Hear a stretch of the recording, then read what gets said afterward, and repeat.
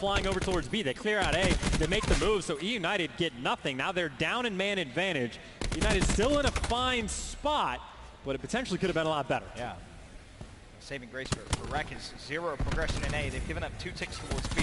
Still 45 seconds left as Corsini somehow manages to get the punch off there onto Zed. And well, a team kill does come through. Is that enough to maybe slow down a United's push? Well, as Sim gets himself a double, he says no, and now progression into A can come.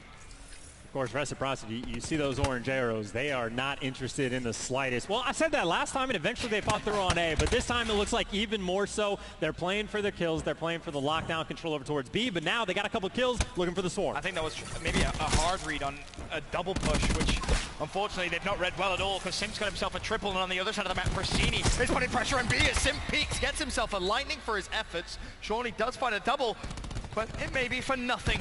United a few more seconds away from closing this one out. The contest comes through. Bear in mind, it is an 8-8 life count here, so very close as Rec hold on. In flies Clay. Is he going to find the first? Well, contest still there. And I think we saw a lightning ping. Both those players ran into cages because of the ping, but he doesn't use it, and he comes back, picks up 2. Arcity's there for the cleanup crew. Life advantage doesn't even matter. They stack the point. They already had 2 ticks, and they get the third. E United, hot start. And that all comes down to the early aggression they put on B, of course. There's a couple of United players who sat bored. Nothing to do. They're like, I got the first tick. All right, got the second tick. Playing a Beezy. Really not even challenged because Rec put so many resources into A. And Sim just makes that look so easy. Just a straight 4. He only really had help for the 4s, but you actually saw Reciprocity clear out mid-map to go for that swarm. Sim's like, oh, they're all mid, cool. I'll be right there, and just gets the wipe. I think he already pinged the lightning, but he still has the actual thing in his back pocket, and even getting close to the war machine. Based off the movement of the Rec players, you would assume so. So far, round number 2, heavy assault over towards A, but a flank from Pressini from wide finds a double. A double of his own. So United defend A off the rip. 4 for 4, the life count. That was deleted after the first push. One play from Rec has made his way over towards B. That's going to be Dens. Meanwhile, a fight still commencing over towards A, and bear in mind, Sim can stay here because he has that lightning strike if he wants to invest it over towards B. And he's just playing for information as well. You wide peek with the SOG, you're not looking for the challenge, you just want to spot if they're coming. And well, Reciprocity, they got a couple problems worked out for them. Not a lot of map control, they need to find some sort of opening. And if they try to work their way towards A, well, there's 3 bodies inside the hill for United. They got somebody watching mid-map, and it'd be easy even. It might have to be trapped in mid. It is a tough spot for Rec. They're trying to find a way through. And number 9, maybe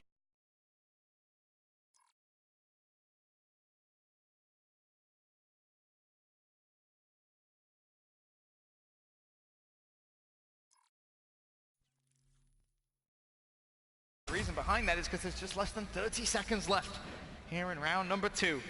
Tempest out for Arstes. He says, don't worry if they go B. Oh, I'll have a field day. There's a double. There's one more player from Rec thinking about maybe pushing outside, but now you have to worry about Arstes and the Tempest. No one can get inside A. That was a flawless round from United, but it's not over yet because Dens is still over towards B. He waited for Arstes to rotate out, and now he can put some pressure on that side of the map. And Dylan's finding kills as well, so Arstes is going to have to hunt him down, which he does connect with. Keep in mind, 250 off his streaks, and while the lightning strike is going to force him into bad gunfight, forget the streaks, just think about the round. Nobody nearby for Reciprocity. The last man there is in between everybody. So the streaks in the back of your mind, but more importantly, E United. Not exactly looking sloppy in control, man.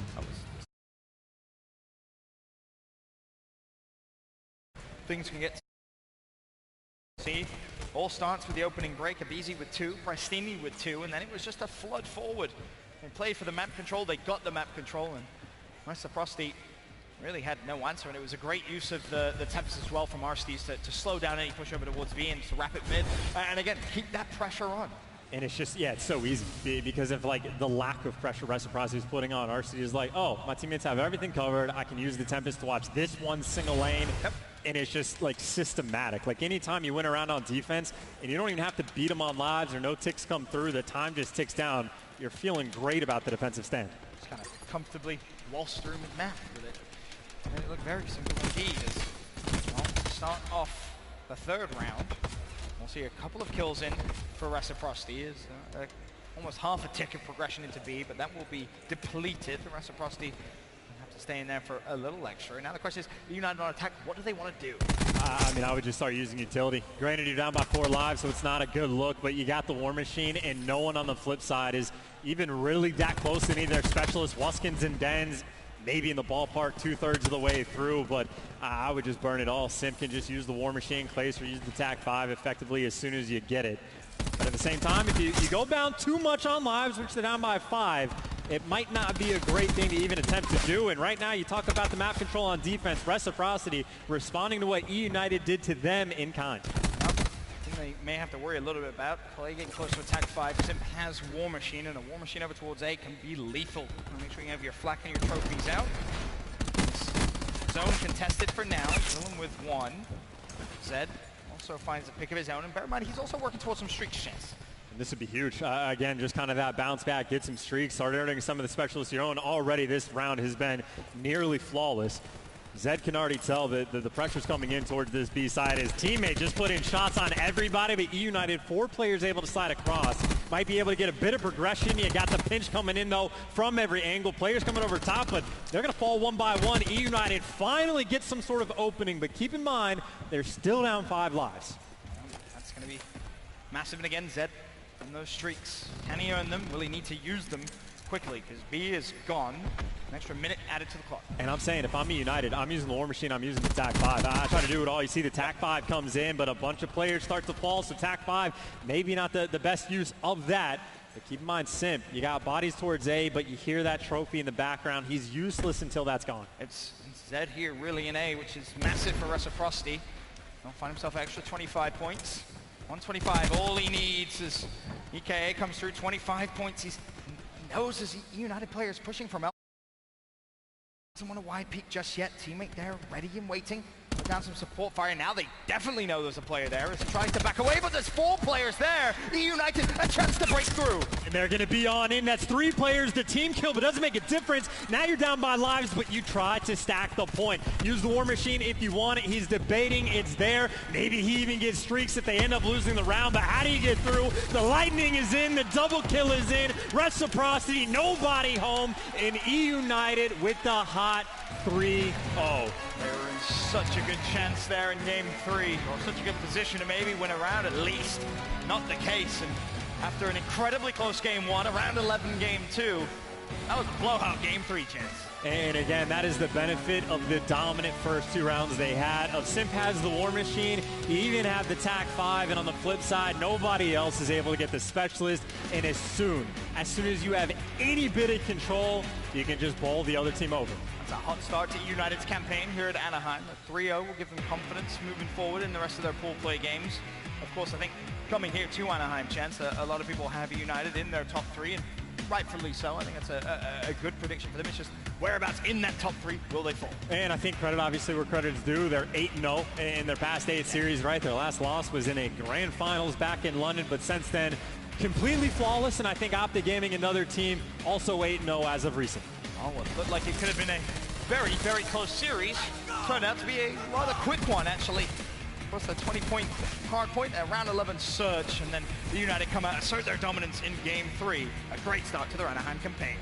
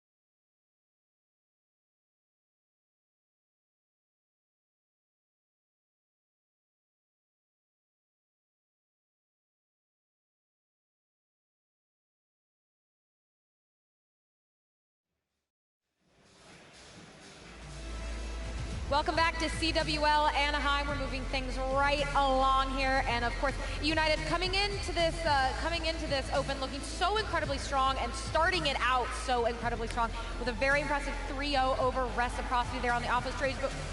But we want to jump right into Bravo, see what is going on there. That is Team Envy versus Gen G on that very first hard point. Before we start talking about this game a little bit, I see that crowd starting to fill in. We have Optic Gaming versus Evil Geniuses coming up. I'm gonna need you guys to get hyped. It feels like a library in here, despite the amount of people that are in this venue. And London at this time, people were going nuts. So in this next game, if you guys don't get hyped, I'm gonna come out there. I'm gonna have some words with you. We know you can be louder than your band. It is way too quiet. It's too quiet in here. This is the most packed venue that there's ever been. Get louder. Yep. Get louder. There it is. Get louder. Just had to let you guys know that. All right, but let's jump right into this game. Gen G looking a lot better than they did in their last few matches of the Pro League, that's for sure. Envy was also another team that was struggling. These were two of those teams that had a lot of potential, but just weren't living up to the hype. I mean, Envy's one of those teams that needs to win these respawns, and I don't think that they're super strong in them, but their S&D has been beyond lacking. 0-9. Beyond lacking, and I don't think Gen G's a team that you can just take two S&Ds off of easily. They're a really solid team if you remove those last 2 weeks of Pro League. And I think that they'll step up from that, what they did in those 2 weeks. I think that was a blip on the radar for them. I mean, they've been in positions in these open tournaments to get top 3, to get top 4. You know, they were one map away. They got reverse swept by 100 Thieves, and a lot of people think that that was the breaking point of this Gen G roster, and they've sort of been trying to re-identify themselves since then. And also a good start here versus Envy. And this is a team I actually got the privilege to watch them scrim. I was watching Splice versus Envy, and Envy looked pretty good online. Now looking like it's transitioning over to this first match though. Well, and that's what we've seen a lot. I mean, that's what Aches had told me originally, even at Pro League, is that they're doing well in these scrims and they feel confident, but it just disappears once it comes to actual game time. That just comes from putting too much pressure on yourselves, right? As a team, if you're in scrims, naturally you're more relaxed. And then when it comes to these matches, these lands, you just put pressure on yourself because you want to win now. Now you feel the urge to win. I'm actually curious, watching that map that we just saw at Envy, Pharaoh was running main ICR. If they switch their roles again, I'm going to be mine. I mean, I think that on that hill, people use 2 ICRs all the time, so I don't think they're going to switch back to that. They better not. All right, on that note, we're going to move things on over to the Charlie stream. Now, 100 Thieves versus Luminosity Gaming. 100 Thieves up 2-0 over LG there. You can see it right now on the screen there on that control. Again, 100 Thieves can close it out here in this round. So Luminosity, they made a lot of changes. Classic's going to be running a SOG the entire tournament, and Formal's going to be running a Maddox the whole tournament. You might see him running some ICRs on maps like this, Gridlock Hardpoint or Arsenal Hardpoint, some maps here and there. But you know, Luminosity obviously going up against the defending champs is going to be a very tall task. Playing with Ricky, who's actually their coach. Yeah. So he's stepping in, trying to be the hero for this squad. And you know, I'd be pretty surprised if they got anything better than top 8. They did a lot. I mean, switching Classic to being the main SOG is a huge switch, and most main SOGs run grapple. He's running Crash. He's in a tough spot with his role switch. He's got to step up huge. I don't think Luminosity is going to be able to place top 8 for the simple fact that they dropped Gunless and they picked up Ricky, which is their coach. They've only had like at least 1 or 2 weeks of practice with this guy. And we heard before Formal was going to be running War Machine. We see him running Tempest. So obviously that switched up. But I just don't see the way LG is going to be able to come in here and just perform and get a top 8 placing with all these teams that are just. Well, I mean, we'll see, right? They have some talented players. I mean, Ricky's obviously not the best player, but he's a solid player on this team, and they're going up against the defending champs right now. And there's been a different player on 100 Thieves each map that has pretty much taken over. The first map, Octane, was a 35-17. The second map, Priesta went off. He was 11-4 or something like that. And now you have Kenny here having another performance, and that's what makes this team so deadly. They have 5 superstars who can take over a game at any moment. They're very tough to deal with. Especially winning that S&D, going up 2-0 in a series when you're playing against 100 Thieves, that means you have back-to-back respawns coming up. So, best respawn team in the game, it's basically over at that point. And it's looking like they're going to close this one out here as well. They have 18.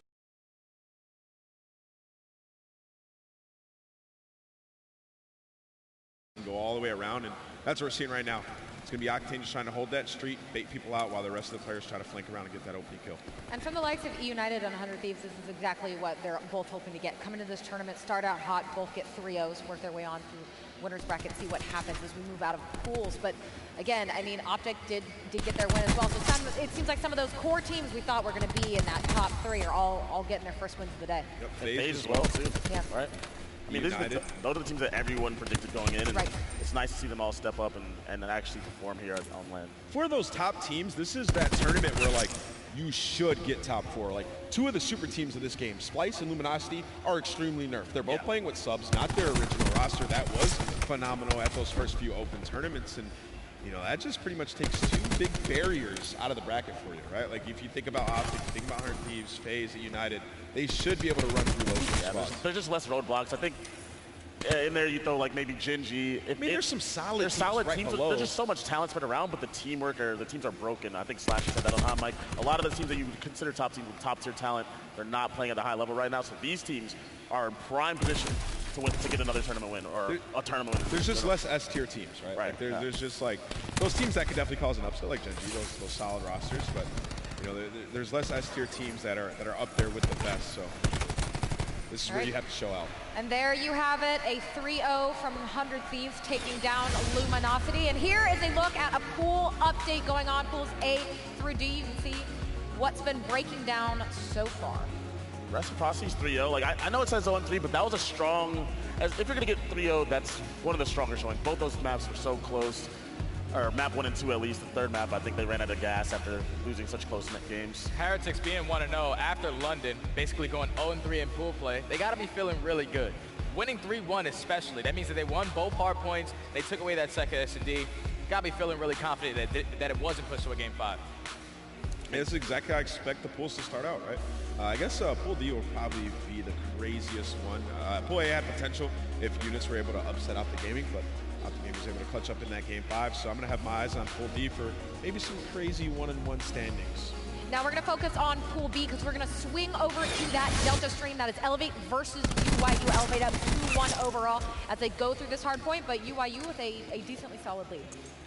If you're going to make it out of pools and winners, this is a match that you have to win for both teams. Both teams are not necessarily at the top of their of the talent pool, so this is a match just for your confidence going forward that you need to pull out. So I cut UIU some slack during the week. They had a pretty bad performance over their 2 weeks, and then I remember Methods, after one of their victories, he had an interview with Jess. In that interview, he went, you know, we didn't really expect to be that good these 2 weeks. We knew we were going to lose some games. We weren't going into every game like thinking we were going to pull off a miracle.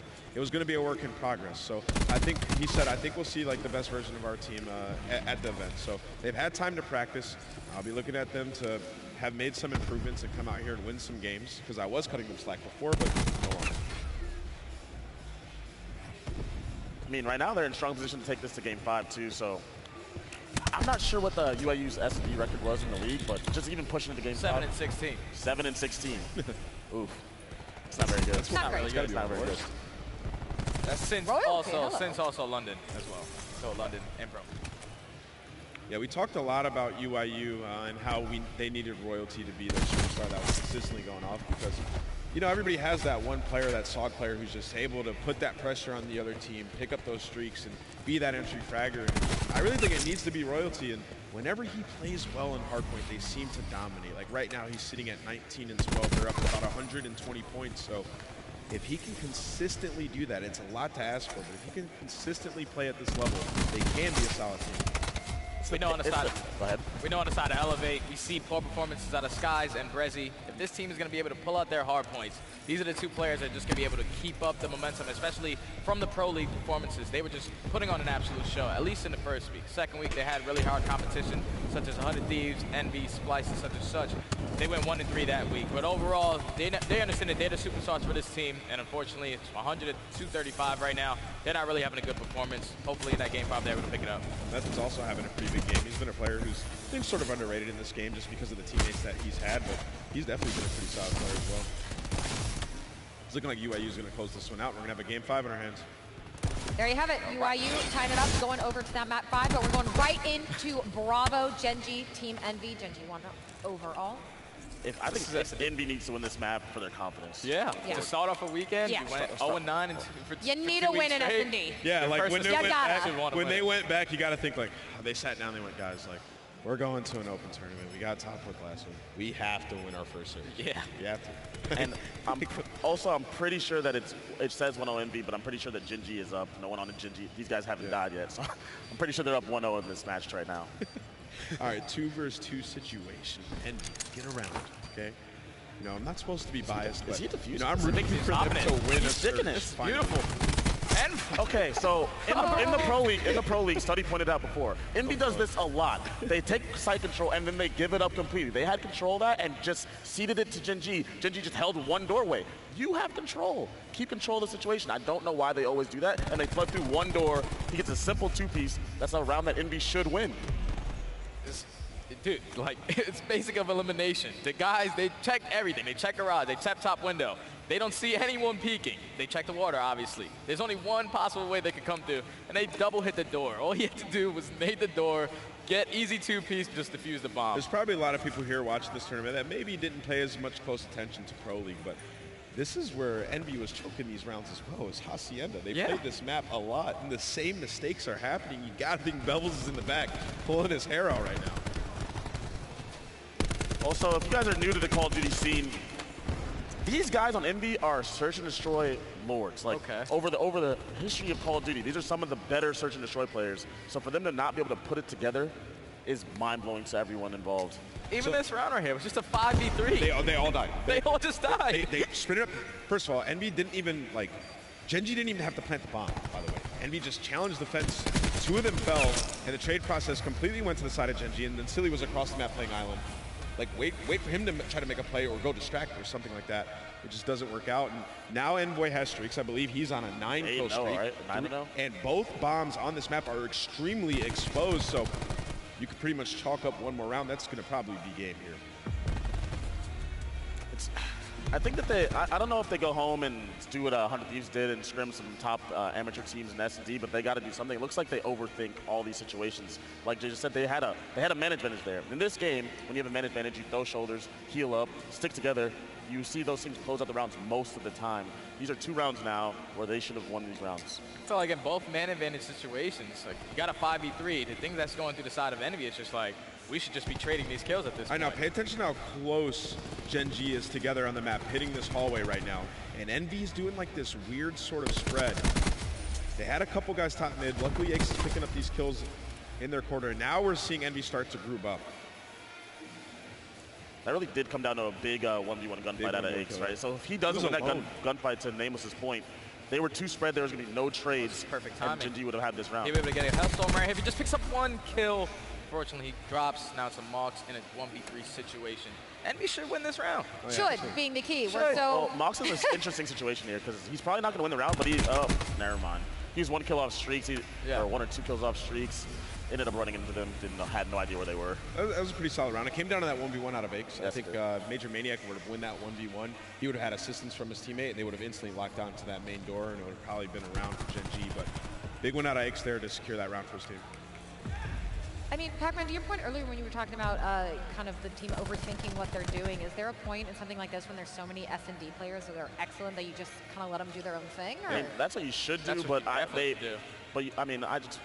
Ace usually has a certain way that he wants his team to play the game, and those S&D players on their team probably have a way that they want to play the game, and they have to figure out how to come together and figure out a way to play the envious way that's just solid for this team. Gen G's opting to go with the same strat. They're 5 hitting A right now, just trying to get that first blood. And now I like what Envy's doing here. They're not throwing their lives away, looking for that first blood, and they just need to take their time and wait for number 9 and 10, who can decimate, to regroup.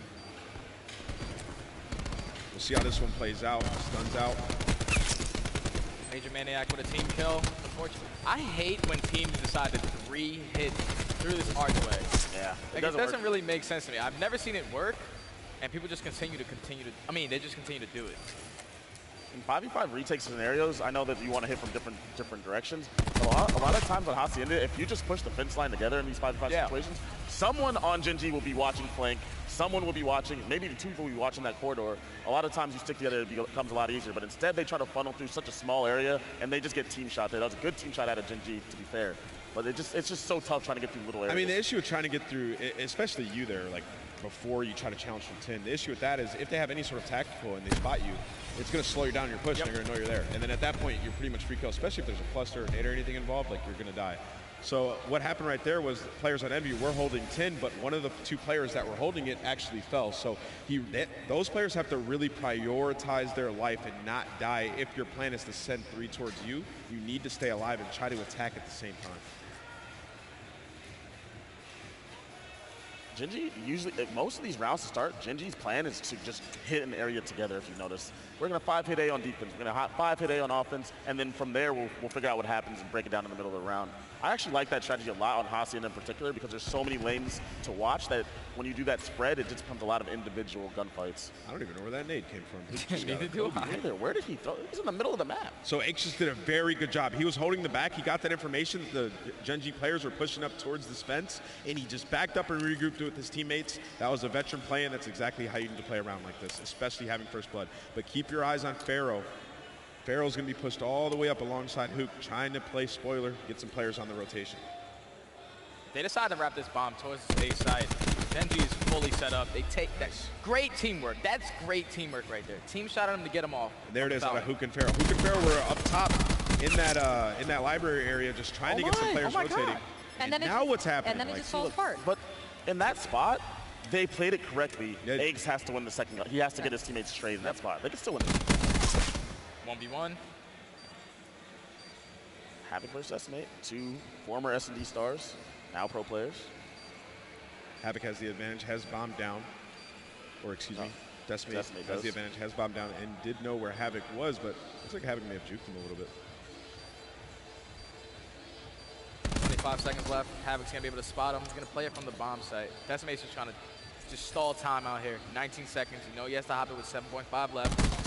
And this is why that was really well played by Havoc. That was really well played by Havoc. He knew that Decimate had no line of sight on the bomb. Yep. Eventually, he just has to come check, and there was so much time left. Unless Deci truly decides to just believe that Havoc's not going to stick, he has to come check at some point. Another well played. I was trying to pay attention to the mini-map and see what happened. I don't know how Havoc popped that 2-piece after Hook and Pharaoh killed that player in the rotation. They were up top. They had both sides locked down. The players were closing in on A. And he just falls apart. It has to be a trade. It has to be a trade in that scenario. I'm not sure if Silly hit him with bullets, to be fair. So I think he was 150 or at least close to 150 health going in that fight, but there needs to be a trade in that scenario. Early round was fantastic. The early round was fantastic. And then they just fell apart. You can't teach some of these things. Envoy still has the streak ready to be used. Nagafin going to pull out this sniper. I expect Gen.G to just immediately go for this this B bomb plan, I guess. Call in that lightning strike, use it to just stay alive, play their side of the map, and just use it to get them off bomb. Nag is one of the most creative snipers in the league. He always has. He always uses these weird angles or different angles to try to get these opening picks. Aix is going to get first blooded. Bomb's going to go down in this situation. They took control of their side as well. That was a good play out of Mox. Pushed all the way up to try to get that first kill and catch the player on that rotation. And they sort of just played that 50-50, right? Like they decided to go B there after going A 2 rounds in a row. And Envy decides to commit to A, and now it's going to be a play of retakes. I would have liked Envoy to just stay alive, play his life there. He had a lightning strike. He was able to take him off bomb if it was necessary. Fortunately, he was caught slipping in the back of the boathouse, and Envy pulled out this round. Still have that streak to use. Not sure what the specialist progression is looking like on the side of Gen.G, but at least 3 players on Envy, not very close. Maybe Envoy would be the only player who's pretty close. He has like 10 kills in a streak as well, so he's the only player who could possibly get one in this game. Also now, the specialists in Search and Destroy are less effective. They're harder to get, and the other team knows when you're going to get it every single time, so they will be ready for it. Can't really get ready for a graph slam. No, that's true. Can't really get ready for that one. Eventually, we're going to get Taco Slam. That's only on Alpha, though. Yeah. Oh, right. I know. I'm hungry. We'll get free tacos. It's going to happen. I'm hungry too. Somebody bring me some food. Do we get tacos? It's for catering. Or is it just we better get tacos. I hope so. Slam. I'm hungry. All right, so we see a pretty big spread here out of Envy. Aix going to pick up that first blood. Trying to make the full sail comeback right now. Now Envy's starting to group up here. I'm liking the way they're playing Search and Destroy right now. There's going to be Envoy, the player that they have to deal with. They all just ran past him. He could do a lot of damage right now if he just jumps up top or goes up those stairs.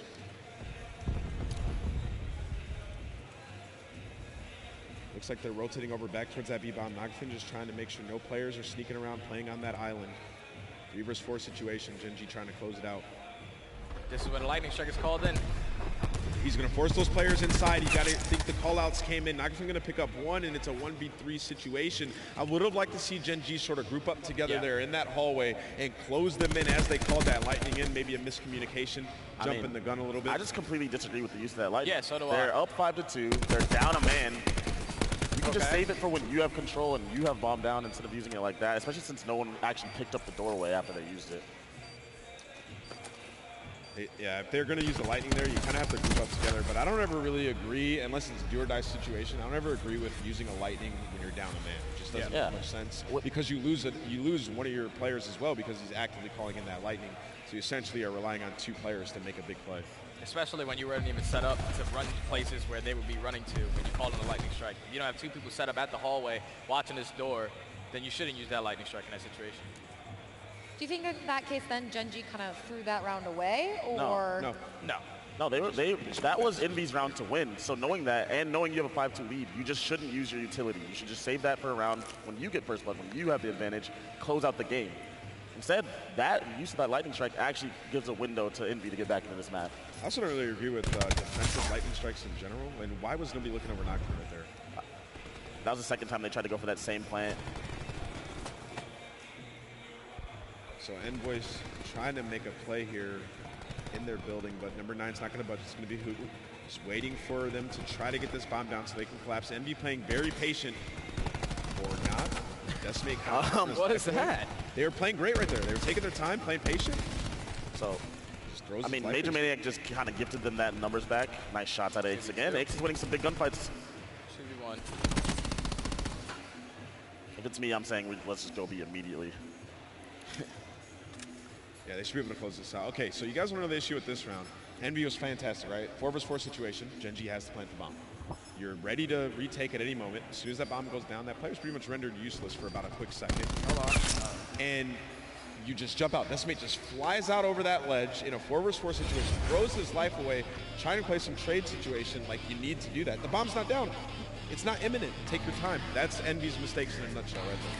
And that's tough. Coming off of Pro League, that of course extends their losing streak on S&D to 10. So obviously they need to break that if they really want to get anywhere close here at CwL Anaheim. Yeah, that's not great. They now have the lead for the longest losing streak. But on that note, we need to talk about Alpha, what is coming up next. And that is going to be Optic Gaming and Evil Geniuses on that main stage. Evil Geniuses coming off of a loss. Optic Gaming coming off of a Game 5 win. So in that first series, Cap had a 0.7 and Apathy had a 0.85. Now these are guys that are traditionally some of the biggest Optic killers in the game. They need to step up not only as a leadership in the leadership role, but now individually they need to turn it around right now if they're going to make it out of this pool of winners. I know they can do it, but they need to step up. Traditionally, App is a guy that gets super strong late in the game. It's time for him to come back to that level. I mean, I feel like we've heard that. Yeah, to Pac-Man's point, Nameless, it's like we know that they can do it, but when are they going to begin to do that? And I mean, we've only got so many events left. The big money's on the line. It's got to be now. They got to start to turn up now. They had a pre-land to try to fix some of their issues. You know, they were looking pretty good. So we'll see if they're able to come here and play well against Optic Game. We will see indeed. We're ready to get things started. We're going to hand things over to Merc and Get loud in here. Thank you so much. Yes, like Nameless says, get loud in here. Excited for some fun, and I'm starting to ramp up. But Optic Gaming now on the main stage. Yep. They survived their first series. They start out 0-2. They battle back over to now. They're able to get that victory, but not the cleanest of wins, but a win's a win. Yeah, a win's a win. I mean, I think a lot of teams struggle with that first match. There's some teams who really bring the intensity. There's others when they're sort of favorites, maybe they're a little bit more relaxed. But yeah, I mean, Optic, all that matters is you get the Game 5 win. Then on the other side for EG, you lose in 4 to Heretics. You lose 2 hard points. You're able to win that control, but we know to beat Optic Gaming, you have to be able to win a respawn or two. And it's going to be tough because they're such a good search and destroy team as well. So for EG, I think like the Death said, they have pieces. It's just when are they all going to start clicking? Well, how much higher, I guess, was your expectation for this EG side, considering their improvements, maybe from London they get top 16, then you have a couple of good weeks in the league where you look competitive. Did it raise it enough for you to make a run at all? I thought they could be like a dark horse and somehow slip into like the top 6. I think the top 6 is like the ceiling for them right now. That loss to Heretics hurts. I mean, yeah, it actually does. Yeah, I mean, and now we're going to take a look at our key player matchup, but it's going to be between Karma and Attach, and yeah, you'll see Attach these last couple of weeks has been absolutely insane, but Karma 3 rings himself. It just feels like he's the X factor for Optic Gaming. Now he's got a chair that he can put up and down. Yeah, That's the first tweet I saw. He's on Charlie. He's like, I can't move the chair. I was like, all right, well, hopefully you can focus on the upcoming match, Damon. But the chance already starting for Optic Gaming. We'll take a look at the overall best of 5, kicking things off on frequency. Hardpoint. What do you think EG's chances against Optic on this? I mean, this is the one that Unit stole from Optic Gaming in that game number 1. It was a very close hardpoint, but I mean, frequency and Seaside hardpoint, you're looking at your SOG duo on EG to go off. I think the Desh talked about Apathy. Apathy has to step up. He has to play well. Generally, he does play well against Optic Gaming, but you need him to hit a new level. Well, let's see if he can do it. Attach gets 3 off the rip, and he's still going to be left standing inside the hardpoint, but JCap to work with. Going to be on Optic Gaming to try and break in, but as good a break as you can ask for if you're EG, at least in the early going. Yeah, good start for EG, but here comes TJ. TJ really, that second half of the series started to turn it around. And we know what sort of player TJ can be for Optic Gaming for Rise last year. It just felt like when he played well, the tournament was over. They were bringing home a tournament. Let's see if he can get into that form. TJ, between what seems to be a million players from EG, they're going to wipe out all 5 on Optic, continue to spawn them out towards that blue base. 1 team kill comes through, but not going to matter in the final scheme of things at Elevator. Now with 5 seconds left and dwindling, we'll focus on the final kills here and then shift focus over to the next hardpoint. 4 are going to drop for EG. They're going to spawn safe. So fortunately for them, no forward position from Optic Gaming to impact that back spawn. But you have early lobby control, which allows instant pressure into the hardpoint for Optic. I was going to say, the time that they died was just the worst timing because it allowed Optic to get all the position that they wanted. Yeah, it's like 10 seconds earlier, not a big deal, right? Yep. Krim able to find a couple of kills, and those spawns are going to flip. So Optic with a lot of mid-map control as Karma was getting pushed out towards Elevator. Krim, again, didn't have the best London, but it seems like he's really starting to improve. If you're EG, could you maybe sit more on rotation earlier so you don't get 4 down in that particular situation at Elevator? It's a bad timing, right? You're already there. I mean, they're just trying to hold that time, and you want to hold their map because if they're able to find the kills on Optic, they're spawning all the way out. Well, TJ was about a kill-off streak, so that's going to be 5 down now for EG. Rotating across already is going to be Karma. Pushing out towards Catwalk will be Dashy as they start to pounce on the early setup from EG once again. Apathy falls off the map. Dashy and TJ pick up a kill. That'll be 3 down, but the spawn's still safe for now. Yeah, Apathy did that on purpose. Yeah, he trying to get the safe all spawn the way back out. blue. Yep, and he's able. He probably got to call out, hey, I have the back spawns. Krim, though, once again, it just feels like every time he pops up in that kill feed, it's 2 kills. He's 9-4 with that ICR. Great start for him, but here comes EG getting right back into the hill. They're getting back into it, but once again, back-to-back base hills. It's like Optic Gaming are there to contest instantly, right? Like there's no comfort time for EG. They rack up so much through the first hard point. Now have found it so difficult across the bases. 3 kills for Optic Gaming. Karma able to line up 2, and the contest fest inside continues, but still a tight battle. 17-point advantage to Optic Gaming. Players starting to build towards these specialists. Crim6 and TJ leading the way for Optic Gaming with 11 apiece right now. Scump, a bit of a slow start, but you expect him to start to turn it around as the game gets going. Yeah, the guy we talked about for EG, Apathy, 18 engagements already, very quick, but he's in at 7-12. As EG will get early control. Attach, we saw the stats. I mean, he was in such good form those couple of weeks. Phantoms as well. He's got the SOG in hand, not able to find that second kill. Yeah, the pinch now being set up for Optic. You have Scump on one side, the others all spawning near those inner pipes. And Attach has been a thorn on the side of Optic Gaming on more than one occasion over the past 3 to 4 years. He's going to get the lightning. Going to go ahead and ping it immediately. 1 right on top of him, not enough in the clip. So TJ able to give him the shake and bake as he lines up 2. EG, 10-point advantage, but it's going to be Optic Gaming in the hard point. And I've been excited to see what Phantoms is going to be able to do because I think he was one of the shining stars for them in that 2-week stretch as TJ continues snap after snap, kill after kill. 14-10, getting it done to the SOG roll for Optic Gaming. Yeah, but EG able to get that lead. It's going to be about 5 points. You have Tatch, Apathy, able to get inside that elevator control. So a good rotation right there for EG. They should be able to rack up a lot of time. Scump with some nice shots with that SOG on the exotic and allow him to push on up. You have Optic really in mid-map. This is not where you want to be. A nice setup from Evil Geniuses early on. We'll see if they can hold it as exotic comes off spawn, able to play TJ.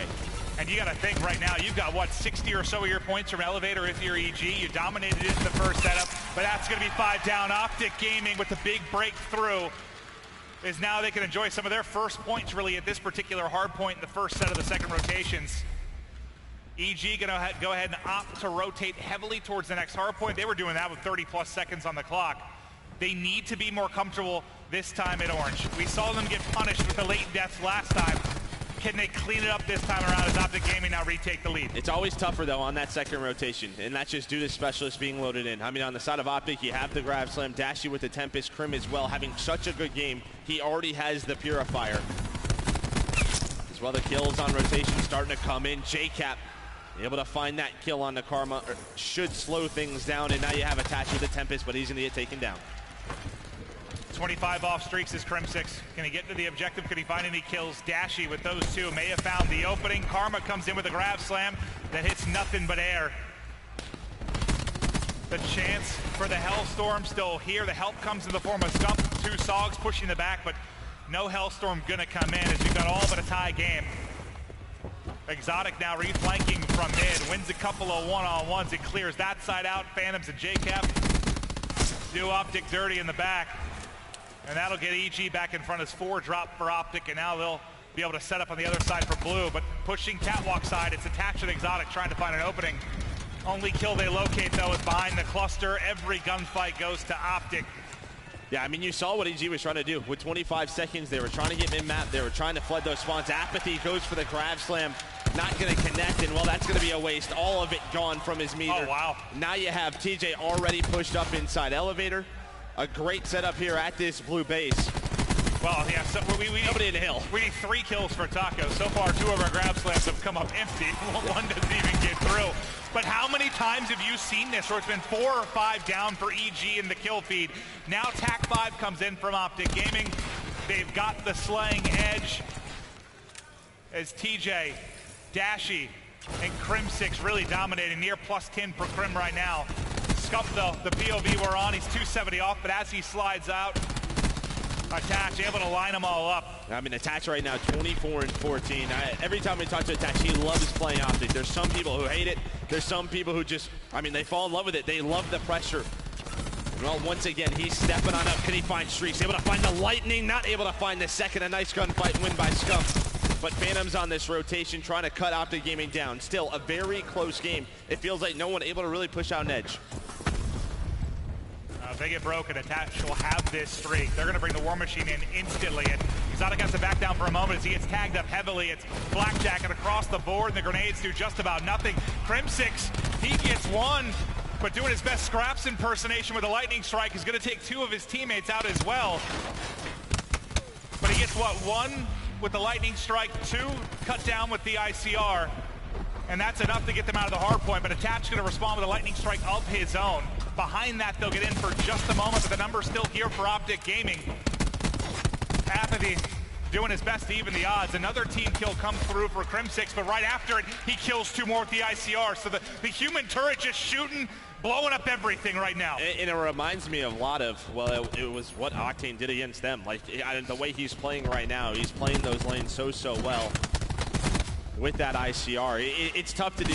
And I know Crim didn't have the best London, but you know he's wanted to improve since that. And maybe they switch up their playstyle and try to get him a little bit more comfortable as he is now. Another team kill for Crim6, but that's fine. Really followed up with 2 more almost, but not able to cook everybody. But TJ there to answer. 2 in a row for him. Could be a 3rd. The hip fire, good enough. Is Optic Gaming now trying to build out their biggest lead of this match, and Dashy now going to go ahead and infuse the Tempest into this sequence. Connects with the hip fire, another one through, 160 off the streaks, and that's enough to get him closer. His teammates rallying behind him as Optic looking to close out this game. Can he connect on 1 more shots to bring the streaks to fruition? EG focusing on this rotation. Crim's got a little bit of help. He's going to clean up that kill, but the rest of EG starting to push middle of the map. That's going to be Attach inside of Orange. I think some bad timing for both of these players. They're going back and forth. Crim will get caught, but Dashy going to call in the lightning to help win this rotation towards the back. Does connect with JCap, but EG, even with the streak, still able to maintain control. He's still trying to see if he can get this Hellstorm. Trying to jiggle, waiting for the help, but it's not going to come through in time. Scump will ultimately get it, but not before Dashy falls. Dashy sitting at 27 and 16, and Crim6 a monster game at 33 and 19. Attach some clean shots with the ICR from that front orange base. Another Optic Gaming member pushing towards streaks, though, as Scump has found himself in a position to make a play. 4 kills in a row. Needs the help to come in. TJ gets the 2 entries, finds some breathing room for Scump to come in, but the timing could not be worse as JCap slides across. He's able to shut down 2 players. 33 more points needed for Optic, but it's EG currently in control of the hard point. I mean, with these 15 seconds, it's going to be about a 10-point game. Again, EG just won't let go, and I mean, you got to give credit to Attach right now. 34 and 22. Yes, Phantoms is having a solid game, but it's all on Dylan Attach. He's having such a good game 1, but it comes down to this rotation. Can they break? Optic with the setup that they want towards this blue side. All of EG trying to flood through this elevator side. TJ's got that war machine up top, so with 2 grenades remaining, making it so difficult for them to push. There he's able to pick up 2. Dashy, a pair as well. EG all spawning out towards pipes, trying to rally across the map. But now, just 10 seconds needed for Optic Gaming to close this out. Dashy patrolling elevator, continues to make the play. Karma getting it done in and around the hard point, and that should seal the deal. Optic in map 1.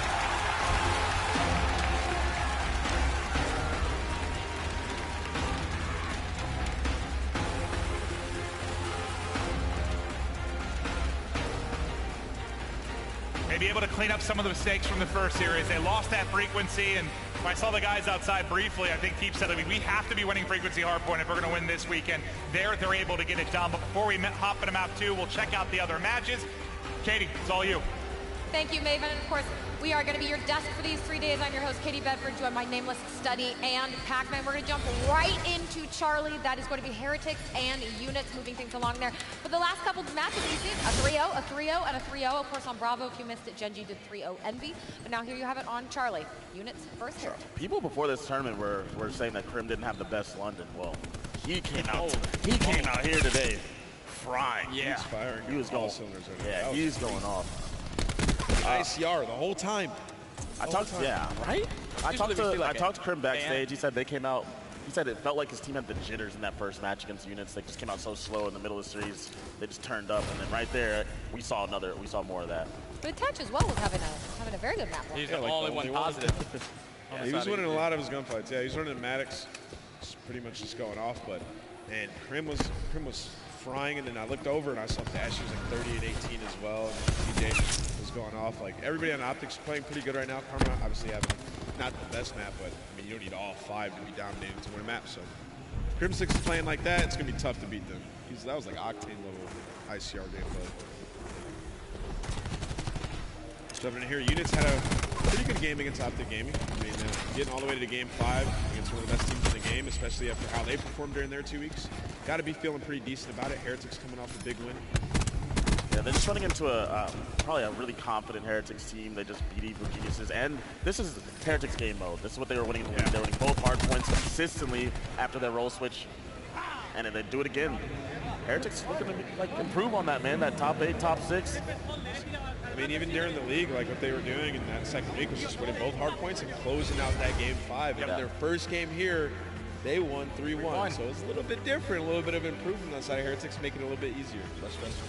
Well, that's always our question with Heretics, right? Like, what can they do? How good can they become? You know, can they stop with the roll switches? Can they kind of settle into themselves, settle into a unit, and continue on? But at the same time, Units looking for a win. Lost in that game 5 to Optic Gaming. But on that note, Optic was on the main stage. So we're going to get back over there to map 2 with Morgan Maven.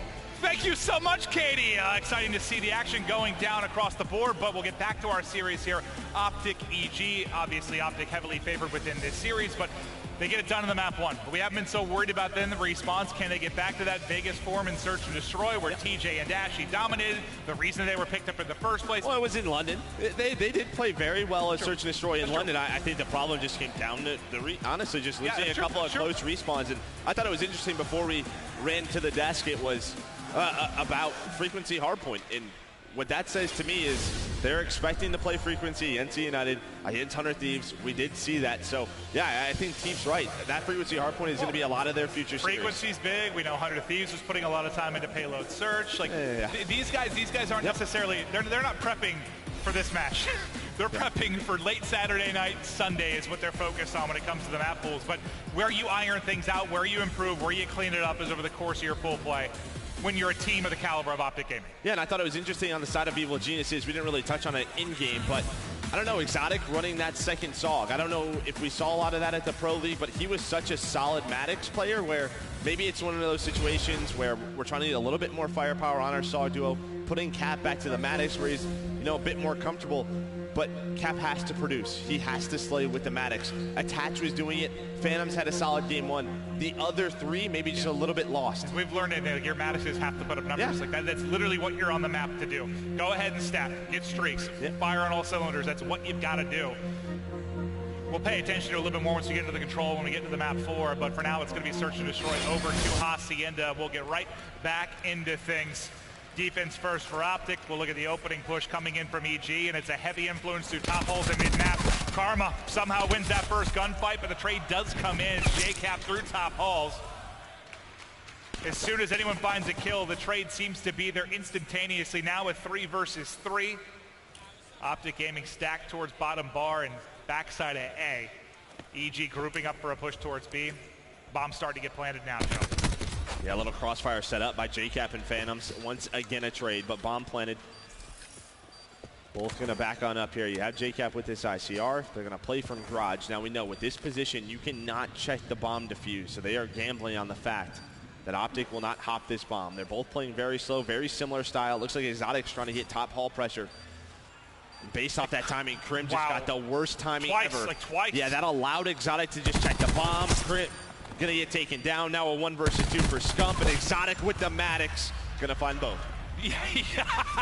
When he gave up the window, he missed him cross. When he gave up the hall, he missed him cross back the window, and then he gets in a position to take him down. That's a frustrating sequence from Krim, who took over the map 1, but COD can be a game of timings. Well, I mean, they just know if they're not gonna play pushed up towards the rock side, they're playing around the hall check, right? Because again, you cannot see it from the garage side of the map unless you're pushed up.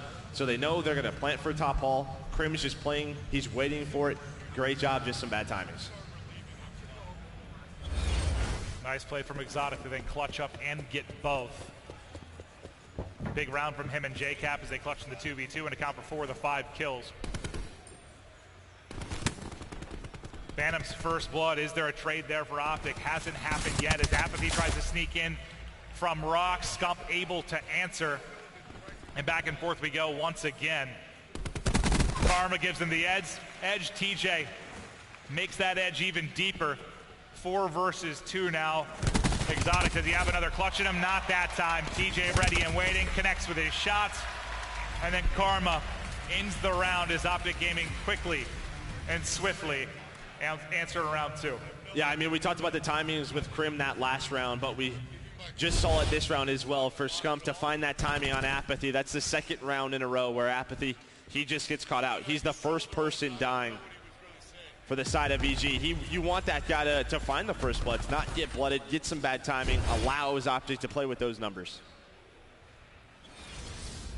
TJ Haley, the S&D superstar brought onto this team. You saw his prowess, his ability, his skill last year with Rise, and he's a big part of why Optic Gaming has been able to win a major this year. Now, can they get a second is the question, the elusive question this weekend.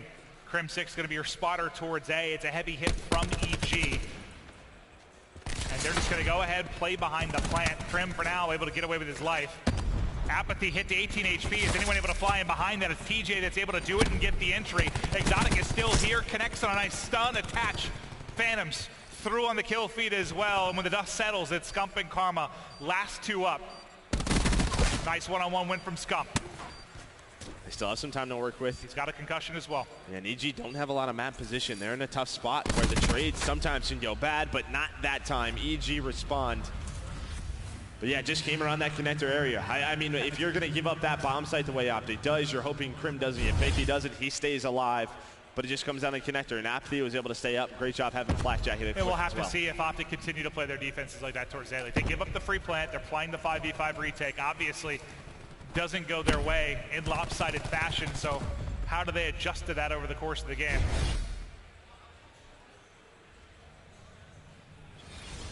And we've seen so many different types of retakes on the side, like a three-man flank towards well. Yep. Everybody hitting through shed, trying to flip through connector. They might just continue to give it up and kind of shift focus on how those hits come in. But we'll keep an eye on that as we get deeper into it. EG playing aggressive, maybe able to find Optic Gaming out here. 3 players are out. Phantom, that's another first blood for him, doing such a great job. And that's a bit of a blind counter where Optic just gets caught. Apathy, he's going to find Scum, so a 4 versus 2 very early on in this round. TJ trying to work the flank, but they've already wrapped on back. I think Scum was getting aim assist on 2 or 3 players there. Just you saw him kept re-snapping, trying to stick, but Apathy with a nice strafe wouldn't allow it. Now they push out. Crim6, he'll drop it back well. A superb round there from EG. They get a ton of offense. They play it aggressively towards A on the defensive end. And they get 3 down before it even becomes interesting. Yeah, just sometimes that's the way Search and Destroy works, right? Your timings, your calls, just, hey, sometimes they go your way.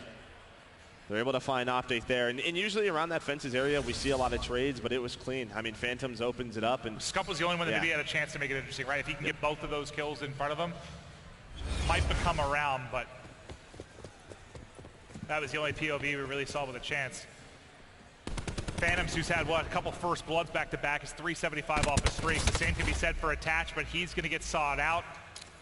2v3 now for EG.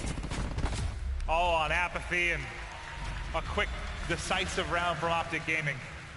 And it feels like Optic really know the way that EG want to play this map, because that's a second offense, that we've already seen from Evil Geniuses, where a lot of heavy mid presence, right at top halls, and we've seen Optic 3 to 4 stack it multiple times, always having players in that position, like we see TJ here, just being able to drop at this low bar. Apathy is in a spot maybe to win a gunfight, but TJ able to come out on top. I get a feeling we'll see EG back to the quick A plant next offensive round, and we'll see how Optic deals. You are known as for being a master strategist. I've been told that. I've been told that, Joe, yeah. High IQ. Yeah, really a high IQ for Search and Destroy. EG, 3-2 edge. We'll now look at the minimap to see how Optic want to set this up. Bomb carrier out towards the B site. Another 4 stack in the mid halls. Backing down the players from EG immediately. And across bottom mid go 2 players. It's going to be TJ trying to look for the entry. The hipfire is going to connect, but there's one more player there to deal with. The crossfire comes through. That gets lined up by 3 different players from EG, so they deal with the bottom bar push, which is not the easiest scenario from their side on defense, but they're able to come out of it unscathed. I mean, Optic have had these guys trapped. The guys on the bomb site, though, they just haven't pushed on up. Attach, that's a bad cluster. It's going to take down Apathy, but Attach responds with one of his own on Optic Gaming. So a 4 versus 3 with the bombs being planted. JCap just backs down, waits for his teammates to rotate. Now they can play with their numbers. Attach with another huge kill. The team kill doesn't matter when you're lined up everybody else. JCap with a big one-on-one versus Dashy. Crim6, though, 2 in a row for him, and now going to be a 1 versus 2. Just trying to get the heal back to full HP. Can he get the slide across and get the 150? Yes, he can. Takes another one-on-one. Found a SOG. He found a SOG. First Phantoms backs down, but the wall bank from the ICR comes through, and Phantoms saves them there. Because that would have been, what, a 1v3, 1v4? 1v4 out of Crim. I mean, JCap and Phantoms were just too slow. I just thought they had Crim. He was down to 50 HP. He was waiting for the heal, and they just waited. That got very, very scary from EG. I thought Attach got himself out of that team kill, but then Crim6 almost with the 1v4, lining up for him. That was right here. He just had so much time. Phantoms was still rotating through that balcony. I thought he was going to get hit on the crosshair so he wouldn't get the full heal, but he gets the timing. Guns JCap. I thought after he found the SOG, it was over. I thought it was done. Phantoms clutches up. But nearly. An incredible round from Crim6. We already saw, what, the Z1v4 in our last series. Yeah, it looks like EG is going to get back to the A push. Let's see if they try to get this down quickly, but look at the difference now from Optic Gaming. It isn't just Crim6 here by himself. This time they're going to be far more aggressive. No easy plan for EG this time around. JCap hit the 22 HP, but it's Phantoms with another first blood. Dashy top halls makes the play, but EG still have the odds in their favor. Crim6 and Dashy now falls to them in a 2 versus 3. Oh, Crim in such a sneaky spot. Maybe just buying time for Dashy. Now they can pinch. Dashy gonna find the bomb planet, knows there's one in connector. Gonna force a 1 versus 1, but it's Phantoms, who's 10-3 on a 5 spree right now. Can he clutch again? Can he clutch again? 40 seconds on the clock. Phantom, that Dashy timing. hunting, the timing, the streaks, and another clutch from Phantoms. Whether it's the first bloods or the final kills, he is taking over this map too. And I think the thing with Optic is they sort of get set up, but they don't put the pressure on EG, right? They're just waiting. The ICRs are hitting them with the wall bangs. They're waiting for Dashy to go on that flank. Crim made a heads-up play just to stay alive. But just with the numbers, EG able to win it. And he's never been phased by Optic. Wasn't he on that, remember that GG Conquest team like 3 years ago that made the open run? They got in pools with Optic. I think you and I casted together. Maybe Jack made back then. Yeah, I remember, dude, he's not born phased for this. He's not sure. phased at all. Yeah, Look at yeah. his performance. He's 11-3, Joe. Yep, for sure. Get a ping. He's going to use the ice pick to get those streaks. So talk about those specialists and what you're going to use. While we don't see Vision, Paulson, Search and Destroy, Phantom's now going to use the Lightning Strike that he's able to earn this round. It's going to force TJ into JCap, so now a 5 versus 3. Sensational map 2 from EG. Optic falling 1 by 1. Crim6 isolated in the back, and now it's Dashy 1 versus 4. Final round needed for EG. Still a hellstorm to go, and of course, it's Phantoms that closes it out with the crisp shot from the ICR. Our series now tied, and that was a brilliant display to Search and Destroy from EG. Yeah, it was. But again, like looking at Matt Vito's, this was probably EG's pick, right? They're able to win that. We saw what happened in the series earlier with Optic. They go to the game 5. They're able to win their Search and Destroy. So just the map picks right now really paying off for both of these teams. Well, now, a series that's guaranteed itself a map 4, maybe potential to go the distance. But the question now for Control, for Hardpoint, can EG come up with the respawn win? It was Attach.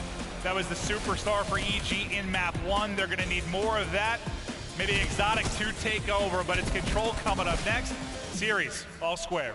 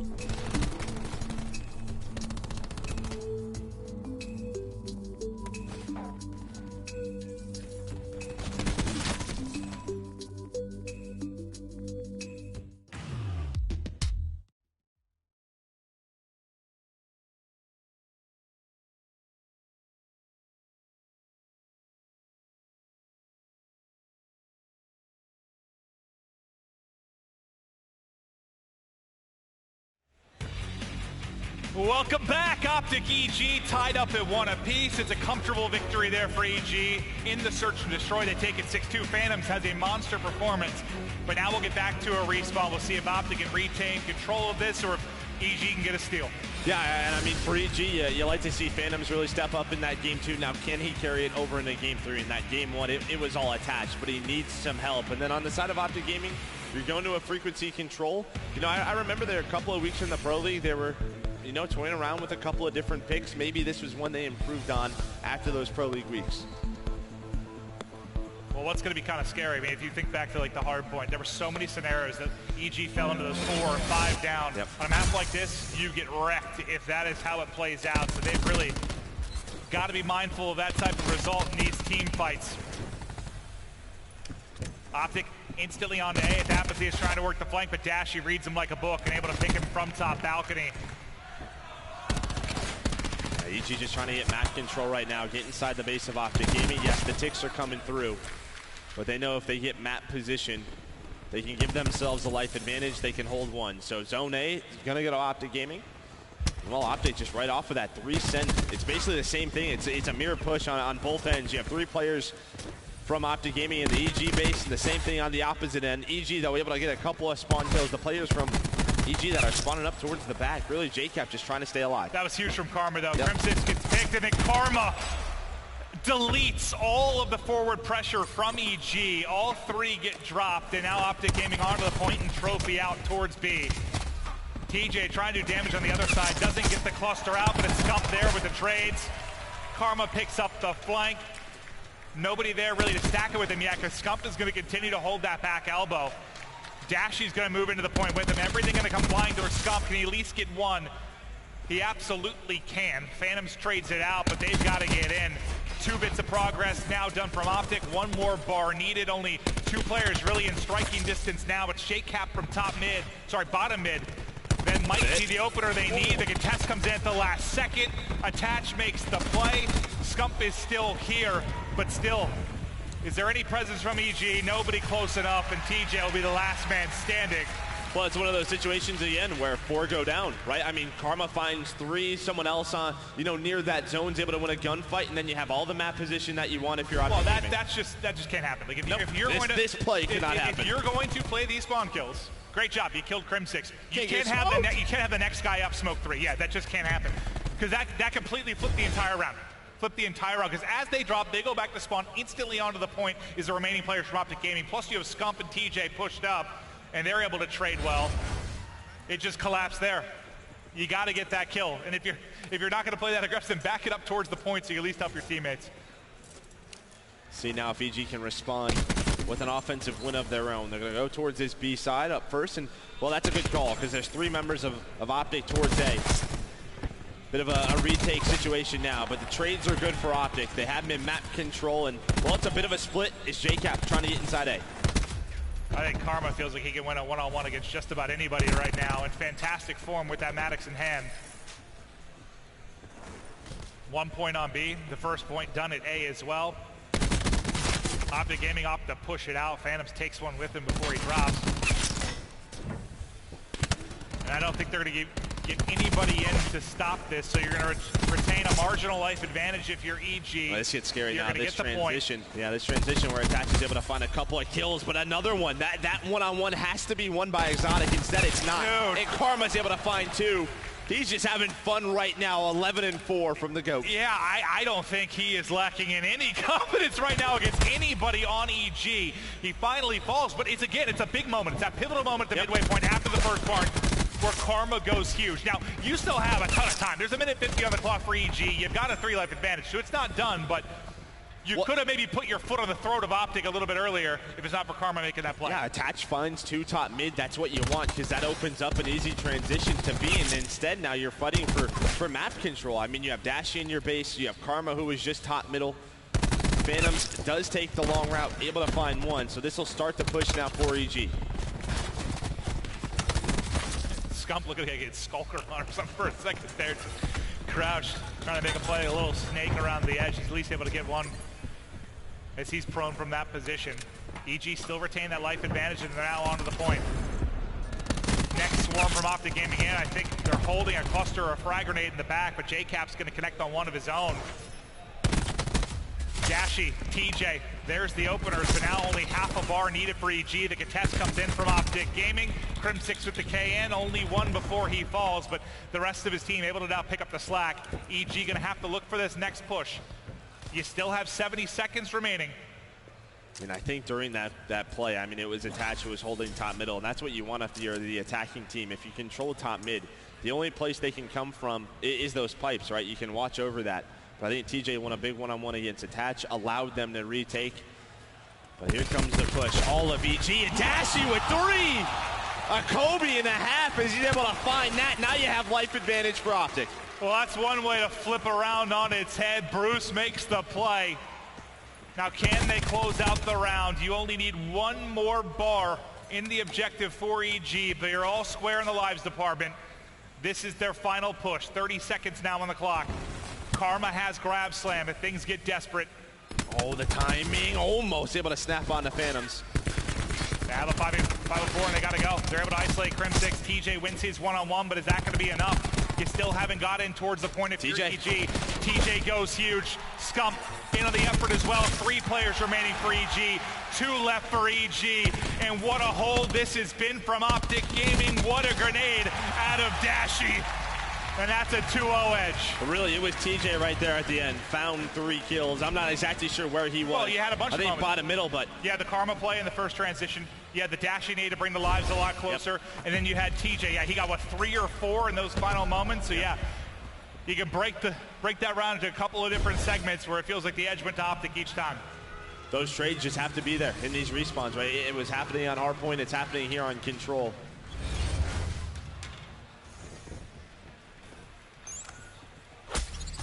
Tac 5 to open things up for Optic. Gets Scump even closer to Streaks as he's now 2-10 off. Well, in that first round, it was just so good out of Optic that a lot of specialists aren't really up for EG. There hasn't been a lot of kills on the map. You have Karma with the grab slam, Tac 5, Dashy with the Tempest, but the side of EG, you have nothing right now.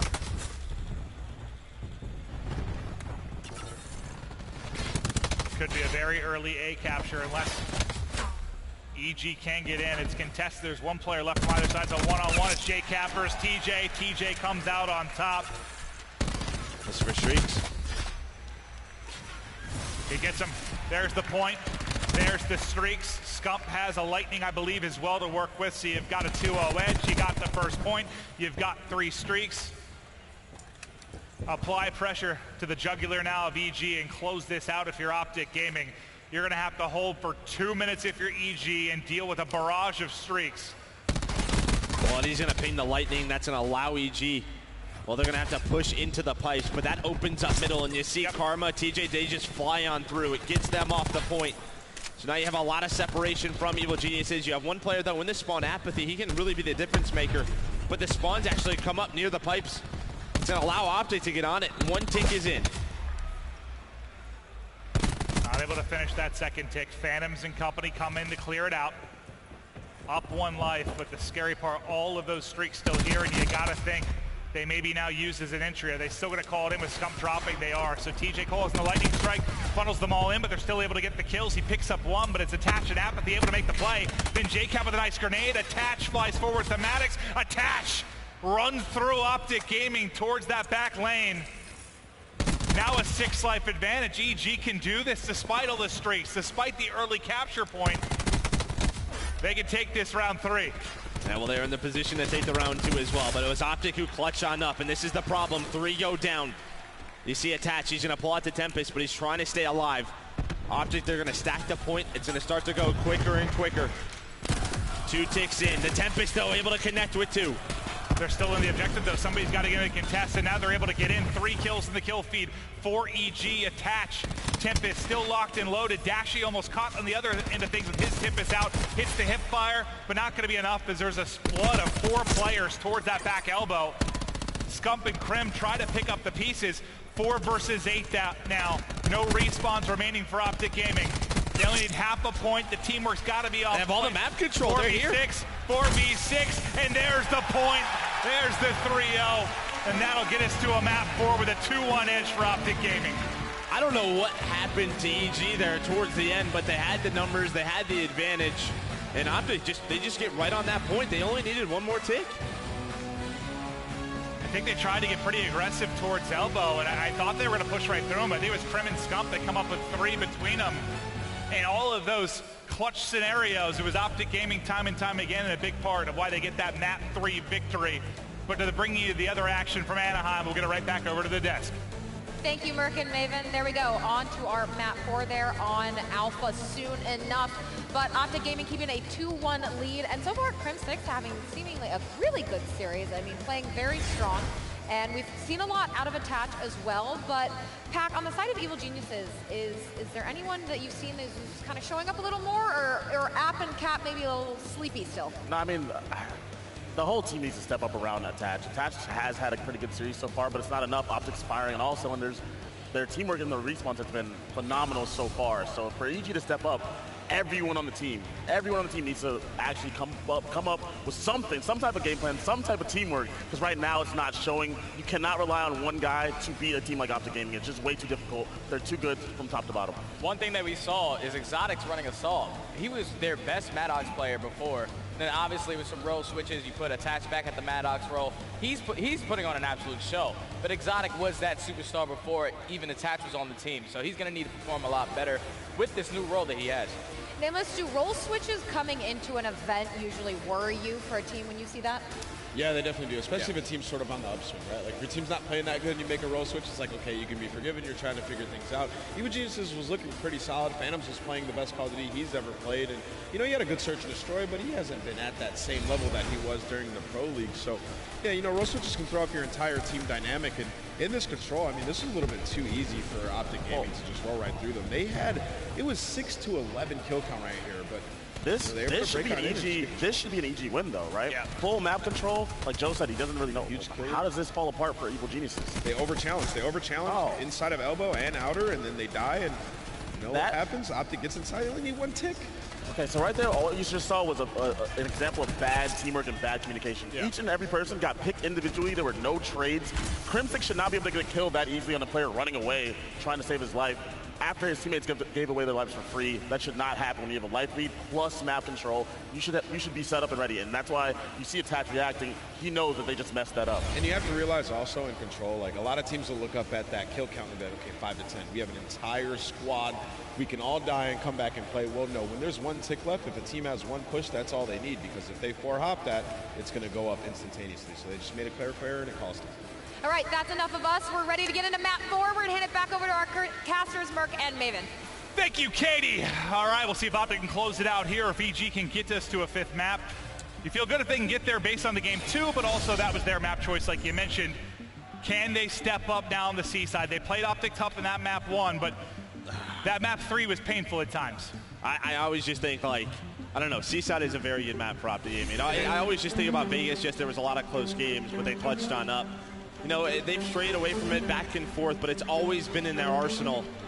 And when you have as good as a SOG duo as they have with TJ and Scum, it's tough to play these guys. And that's what the desk was talking about. You know, we talked about the role changes with Exotic using that SOG. You need Exotic and Apathy to play at a very high level. Karma now on the flank. Should be a couple lining up for him. It doesn't spot the player to his right, and it's Attach that'll make him pay. EG into the hard point first. Kremstik looking for the long line of sight with the ICR, at least able to back down Attach. The flanker and Optic once again be able to be picked up, so a nice opening from EG. We saw this in the map 1. They started strong, but then struggled to find time behind that. Can they keep it going this time around? You can already see number 10, that's Phantom, starting to rotate towards that courtyard side. Optic actually go for this one more time. And it comes down to a 1 versus 1 for the scrap time.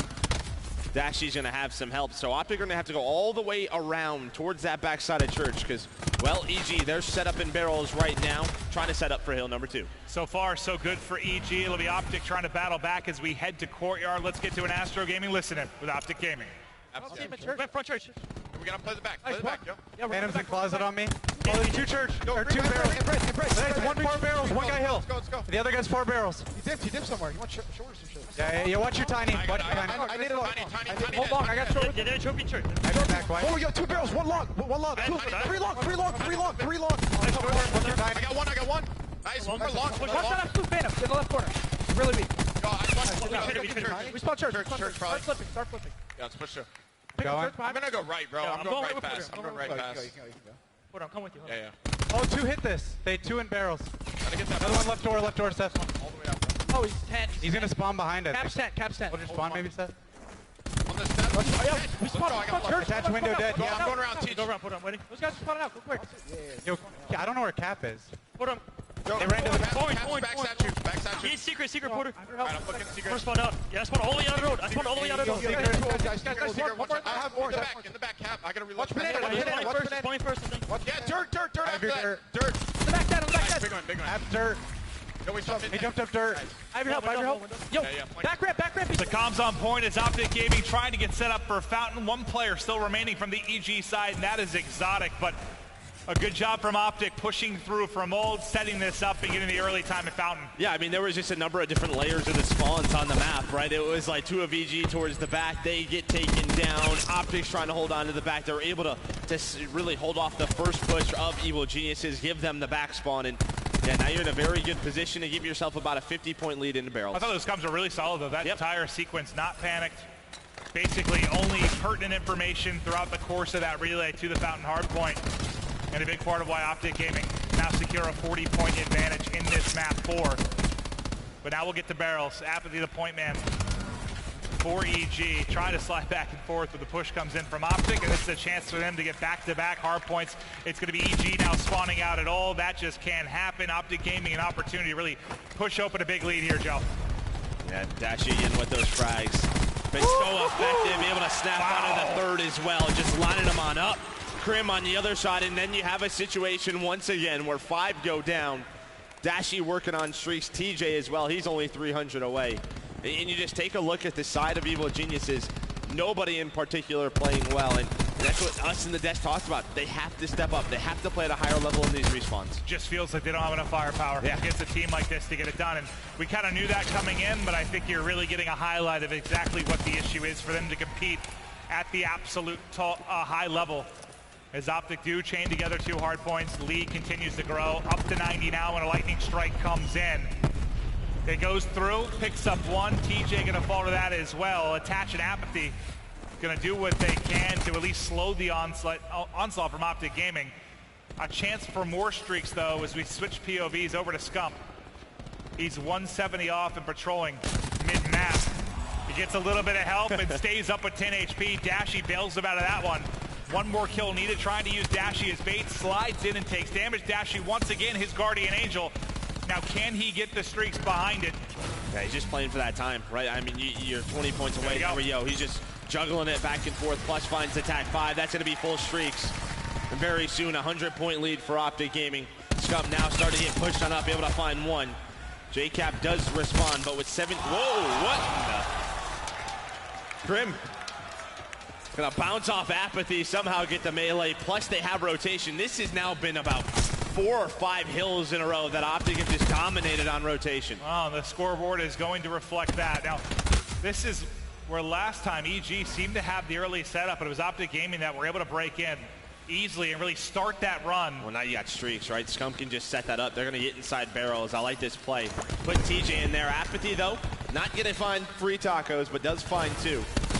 But with TJ's position, they set the pinch, and there we go. Beautifully done from Optic. Now eclipsing the 170 point mark. Lead still hovering around 100. I know here we've seen so many comebacks on C-side, but Optic Gaming has controlled the tempo from the get-go. Dashi, 21 in 7, 5 kills in a row, looking to add more streaks to the already growing arsenal for Optic Gaming. And he can get it with the objective time here. Doesn't look like anybody else is going to push, but now the scary part, if you're EG, you're likely going to have 3 streaks available for Optic Gaming, so no amount of early control is really going to bail you out of that. JCap, yeah, I'd say JCap able to find 2. Exotic can attach as well, so They do have the back spawns, but yeah, you still have 2 more lightning strikes that Optic Gaming has to work with. They spawn pretty far across the map towards that church side. Yeah, I mean, if you're EG, that 4 down from that scenario buys you a good 15, 20 seconds that Optic Gaming now have to hightail it across the map. Just looking to get in a position where they can pop one of these streaks, and that's exactly what they're going to do now. Lightning's going to come in. Phantoms eats one and somehow stays up. JCap will get caught at the back tank, but Phantom's still going to be here. And Phantom's in this power position at the back barrel, trying to shut them down. Now the collapse from Optic Gaming coming through. Will it be enough to get in, or can EG hold on? Optic, for their part, at least able to get into the hard point and get test and make sure EG can't really begin that rally with a flawless hold at Fountain. Yeah, this has been a great life, though, by Phantom. So much patience, helping out his teammate. He's 55 points away now. We talk about comebacks. He needs ammo. Yeah, he needs streaks and he needs ammo. He's going to try to get in the barrels. He'll find the 50 points as soon as this new hill pops. Maybe the trophy can help him out. Now, potentially a big play from Attach with this Tempest. If the run's going to happen, it has to happen right now from EG. He's able to connect on the shot. How many will that drop? It's going to be none. 4 kills come through for Optic Gaming. That may be the dagger there in the barrels, as they now just need 30 points to close this out. You still have the Lightning on Scump. The venue starting to get fired up as they can taste the victory for Optic waiting in the wind. Yeah, I mean, Phantoms, he does have the Lightning, but it's not going to be very effective inside of barrels. If it's another hill, maybe there's an opportunity for EG to get back into it. Karma will get taken down, but Optic, they still have control. They can win it right here. 9 seconds needed to win this series 3-1. Still plenty of time to do it. That should be it. The final kill will come in. I don't think anyone can get there in time. 2 matches played for Optic, 2 wins on the board.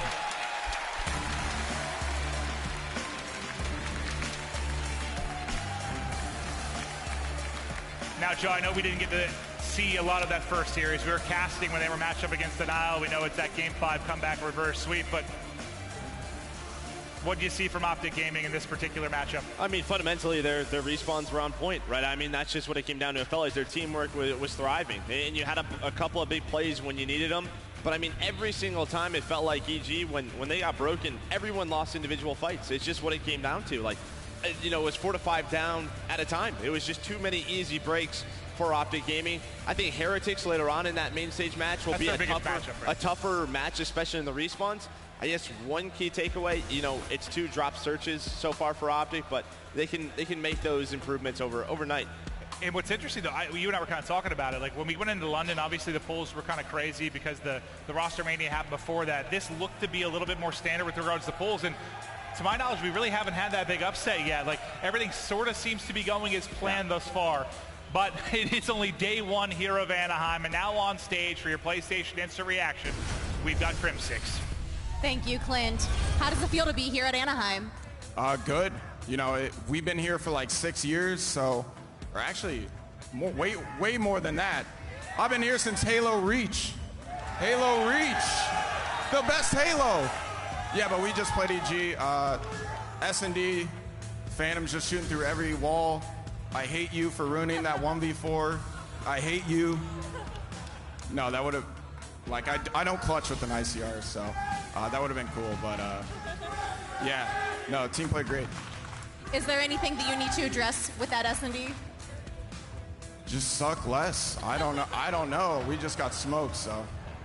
Fair enough. Well, finally in your pool, you've also got Heretics and Units, so what are you thinking about those teams? Well, we just beat Units. They went up 2-0, and they sort of like caught us off guard, and I don't know, we came back and won after Alex started shooting bodies, so don't shoot bodies. Don't shoot bodies. None of you guys. Don't shoot bodies. All right, great advice. Well, thank you so much. This has been your PlayStation Instant Reaction. Over to Katie at the desk.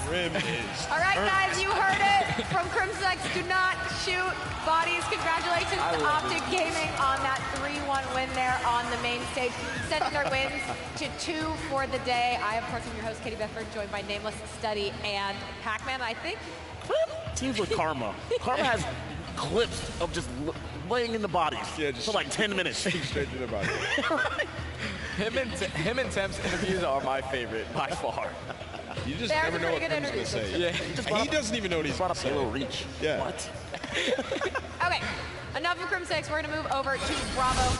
Check out what's happening there with FaZe Clan versus Midnight. FaZe Clan up 1-0. They beat the crap out of Midnight on that first map. It was like 250 to 88, just destroyed them. It was one of the fastest hardpoints I've ever seen, and now they're trying to win a search and destroy, a game that they haven't been that great at, but their respawn has been looking incredible this far. Midnight fell short earlier to E6 in a 3-1 fashion. The only map that they won was the S&D. They didn't play Seaside Hardpoint, that's for sure, but overall, I'm expecting FaZe kind of to be able to pull this series out in a 3-1, possibly a 3-0 if they're able to close up this S&D. Yeah, I just don't think Midnight, you know, I don't think they have the tools to go toe-to-toe with FaZe on any single respawn, for sure. If they're going to do it, it's probably going to have to be the control. A hardpoint, for sure. FaZe is by far the better team, and we saw that displayed in that first map. And I think control is FaZe's best game mode. Yeah, they're in respawn. They're just juggernauts at this point. Yeah, and control you have to take where you cannot lose a search. Like if you don't have Slayers, you can gain momentum in control and possibly still win it. It just seems like there's such disparity in just the killers on each of these teams. FaZe just has so much more slaying power. True. You can combat that with teamwork in Black Ops 4. We've seen that like with teams like GG, I guess. I'm not saying that they don't have the talent, but there was a point in the game where they just had so much better teamwork than everyone else that you can combat that, but I don't think Midnight's anywhere close to that point. That's what we saw in game 1. Two-piece nade. That was a great stun followed by a great Semtex. That's old school Call of Duty right there. Yeah, stun nade. Llama does pick up a lightning here. 4v2 situation, 35 seconds left on the clock. And most likely put this bomb down on the B site. That's going to be what holds FaZe back from winning a championship. Yes, it's going to be their search and destroy. Like we saw Merc kind of talking about without the gaming. It's like that's a team that can like figure it out overnight because they have been a great search team in this game already. So they can kind of just switch some things up and go back to what was working. FaZe doesn't know what works yet for their team. They don't know how to win search and destroys yet. So it's something that they're going to have to just put together, you know, in a couple days. And they've had some weeks now. So to me, it just puts too much pressure on your respawns. And against the lower teams, sure, it shouldn't matter much. But even against Splice, they almost lost that map 4. And then if they did, I know that in their head, they're like, damn, we have another S&D coming up, and that's not where we're strong at. They just, if they're going to win this tournament, they're going to have to figure out a way to play something straight together. Similar to Indy, not quite that bad, but they are a team that can actually win this tournament. Absolutely. Like you're going to need to win search. You're not going to beat 100 Thieves, United, Optic in 3 respawns consistently. It's too tough. And they're another one of those teams you look at. You know, you should probably be pretty good at search and destroy. I think they just have a lot of players who sort of tend to play island on the map and try to go get those first. And they just get two-pieced up top heaven right there by Parasite. Just both kind of looked over towards that other side and did not even engage. So. And then just dropping the ball here as soon as we put the camera on. Another drop search for FaZe. I know at the league when they lost search, they weren't even worried about it. That's how confident they are in the respawns. But since they're a team that can win, they have to figure it out. You have to reiterate that, right? They can win. S&D wins championships. Unless you're 100 like, and that's a recipe to get upset as well. Like if you go into, say you go into a Saturday, into that bracket, a team like Midnight has their best day ever. And they're better than you at search if they're beating you today, and they're not even playing that great today, and they steal a respawn off you. You can put yourself in a bad position, so something FaZe really needs to figure out. We're going to keep jumping around here, head over to Delta now that is going to be Splice versus Enigma 6. Of course, into that replay right here, but Splice coming off of a loss to FaZe Clan earlier in the day, and E6 a win. So. I mean, E6, apparently they're going to be playing for a chip on Sunday, according to Kismet. Yeah, according to Kismet's tweet. Confidence is key. I guess. You don't have to tweet. You don't have to tweet out your confidence. You can just be confident, but you know. I'm sure there's a lot of people that tweeted out that exact same tweet. Because it was hilarious. It was hilarious. Yeah. I debated on tweeting that, but I'm not going to. So did I. Well, this is a big. This is going to be a big game for Splice. If they're going to come out of this pulling winners, I still think they have that chance. They're going to need to come back in this map in this series. I feel like in that first series versus FaZe, Nolson just didn't have that performance that he needed to have for this team, which is basically even or a little bit positive. He was fairly negative in every single respawn. Obviously down 0-1 in this series. They go down 2-0. We all know shots. Now let's keep an eye on Jet Li. He's going to be number 4 in your minimap. He's trying to get this pinch. General's just mowing people down, and Jet Li's in a position to pretty much secure this round. Going to look at the wrong door and get taken out, but bought enough time to be a distraction and put themselves in a number situation.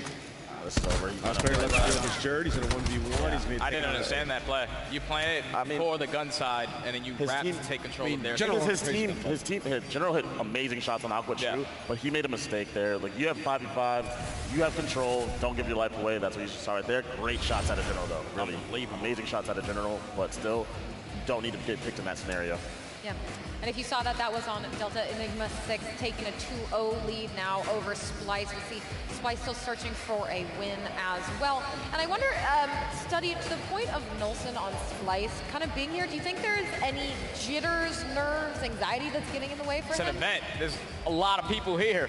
He's showing up. You know, he was at Pro League. They went 2-1. This is Anaheim. You know, you hear the crowd. You hear all the energy in the venue. And obviously on the side of Splice, it's just not clicking for them at this moment. Hopefully they're able to pick it up towards the end. I saw Nolson earlier, and he looked like a Stone Cold Killer. He was like, man, this was before the day started. He looks at me and goes, man, where's the pro player lounge? I need to shoot some bots. Yeah, I don't think he's worried. I don't think they're getting into him at all. I think he's fine.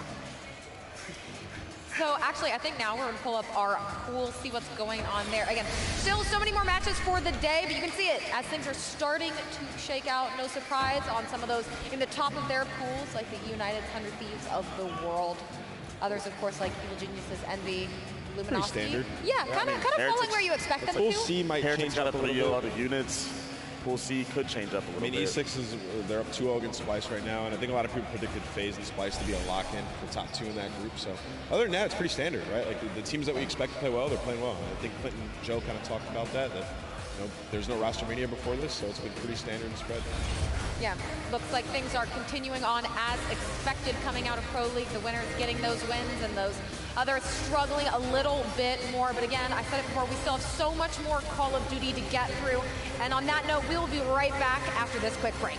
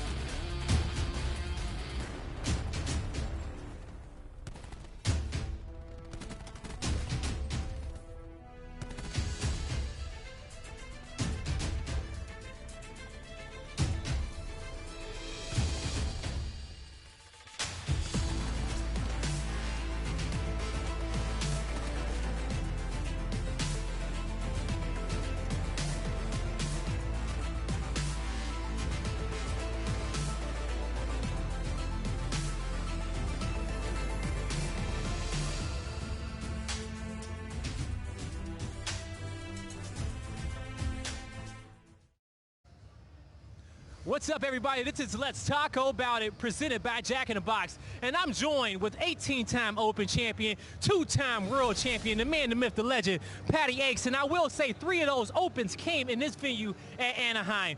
Patty, how you doing feeling being in Anaheim once again? I'm good, man. This venue is always sick. It's got the best crowd, the most energy. You know, we started slow. We just lost to Gen G, but hope to rebound and hopefully get another chip in Anaheim. Now, 3 of those victories in those Opens came in Anaheim. Which one of those are your favorite? I think it's close between the 2013 and 2014 events. 2013 is when we stopped the Impacts run. And then 2014, we had a sick comeback against Optic on Octane Dom, and the crowd got crazy. So that was they're pretty close for me.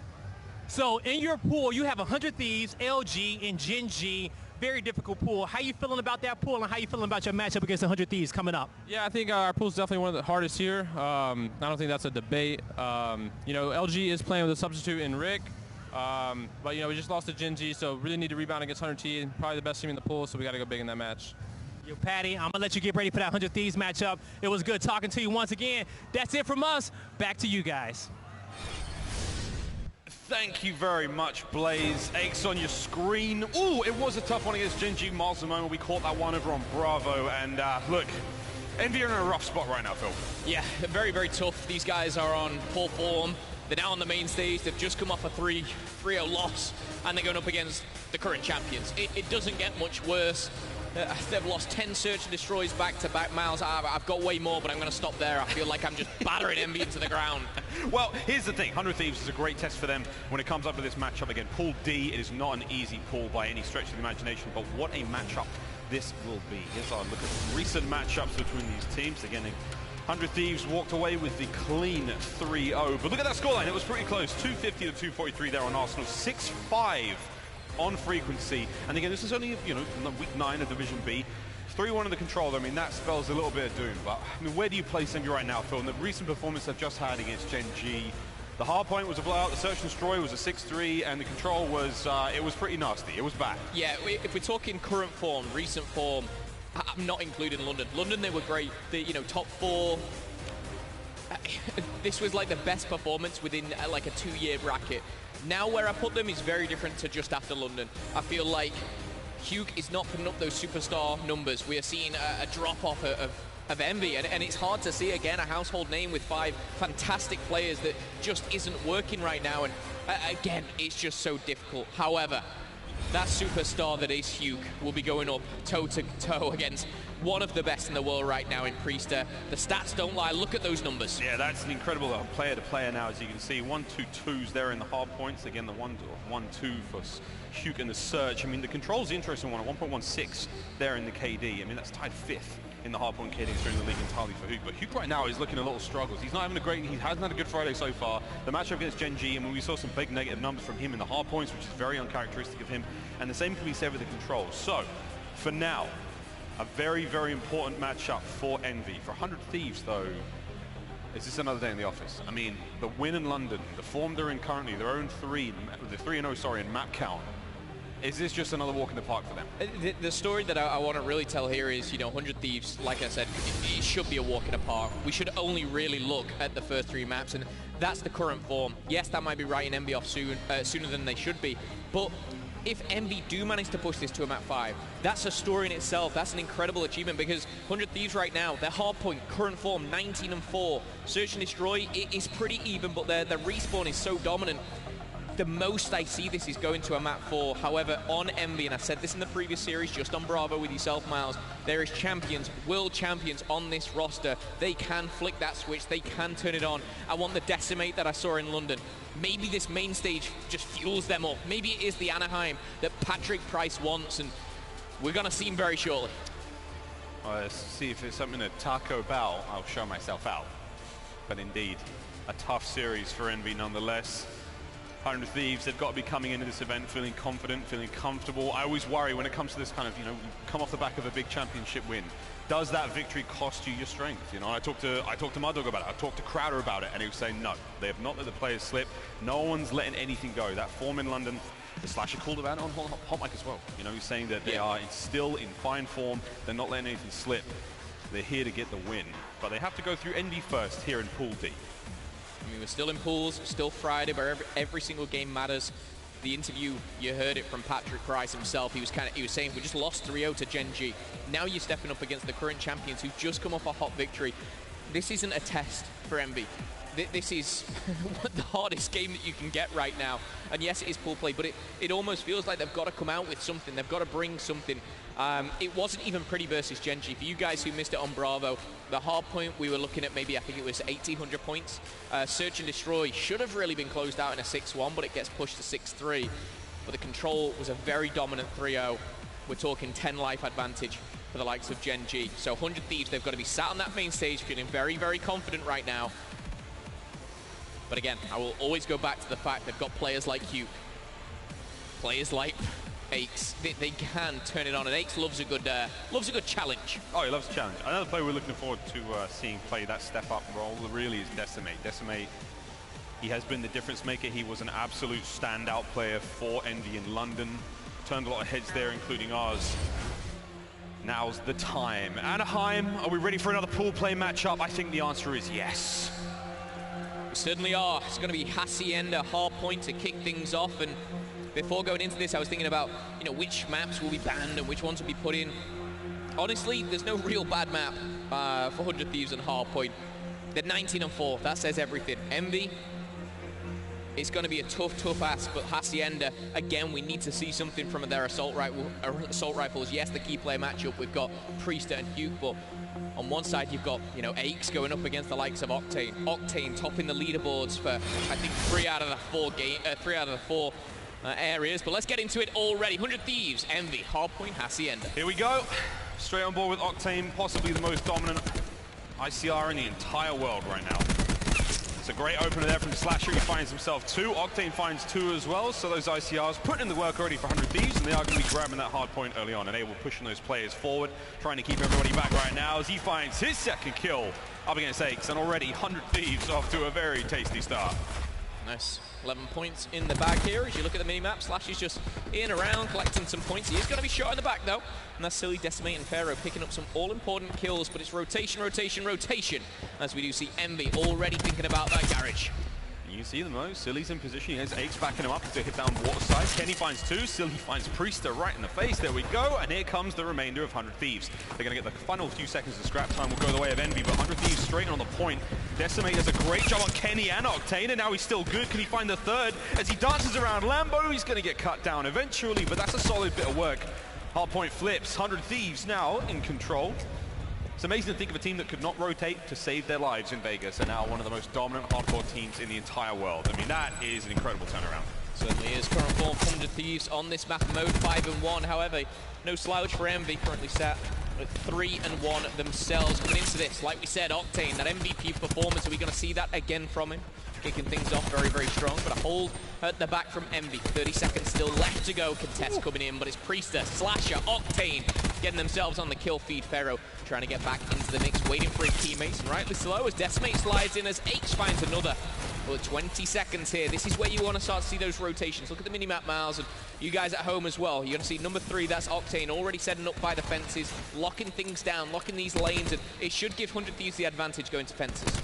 They may have the advantage early on, but Aches and Silly, they do have Hugh making his way forward through open corridor as well. So Envy now looking to find themselves at the tip of the spear as they try to drive themselves towards that 100 Thieves hardpoint. Hugh making his way through the back, lovely shots. They are going to push this one fantastically. This is good work now from Envy as they make their way forwards. Slasher gets caught napping there by Pharaoh, back over to the other side by Tin, and Silly does get it under Kenny, and now we're seeing a little bit of progress made. Envy with the hard point, they get some nice kills out of this one, and they've actually managed to flip this on 100 Thieves. So 100 Thieves now back off spawn, they're going to be coming right through top plat. Ace, he has to contest, but that's it. Decimate's going to cover him for now, and this is great work now from Envy. Trying to close the gap, trying to make this a solid game. Yeah, and again, let's not forget, Envy just coming off a hot 3-0 loss, 100 Thieves 3-0 victory. And for you guys at home, these guys have played before. It was in Division B, and it was 100 Thieves once more who came out on top with a 3-0 victory. This game, though, tooth and nail, 56 plays 51 right now, and Envy with the last bit of scrap time. But more importantly, they have that rotation again. It's going to be Aches, it's going to be Hugh already, Pharaoh already thinking about that next one. And Envy, a chance to take the lead. This is incredible stuff from Envy already. I mean, 100 Thieves, we called them one of the best hardpoint teams in the world, and right now, they still are. But Envy are making a real match of this. Slasher finding his 8th kill of the match there onto Hugh. Pharaoh contests for the hard point. Lovely shots. Octane there to get the job done. Decimate keeps the door safe, and that's it. Ace is there on point. Huke's backing him up, and again, Envy have managed to get the rotations, and now they're holding the hard point. 7 kills now for Pharaoh as well as he keeps this one going, and this is actually, I sound surprised, but Envy are looking great. Yeah, and I think that's the important thing is, I am surprised. 100 Thieves, obviously, you said it yourself, one of the best hardpoint teams in the world, if not the best. 19-4 coming into this.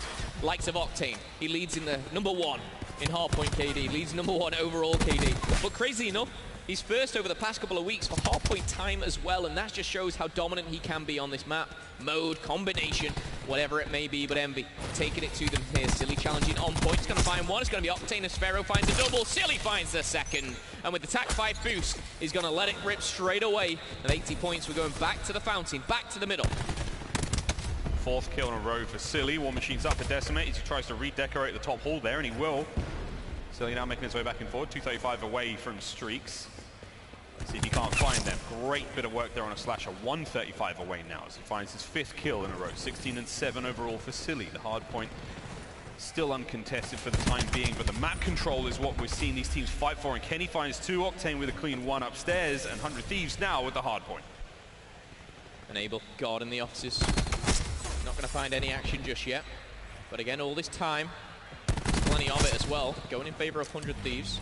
Trying to retake the lead. MBR going to find that 100-point mark, but Kenny, you filthy, filthy man, taking him straight off of the car.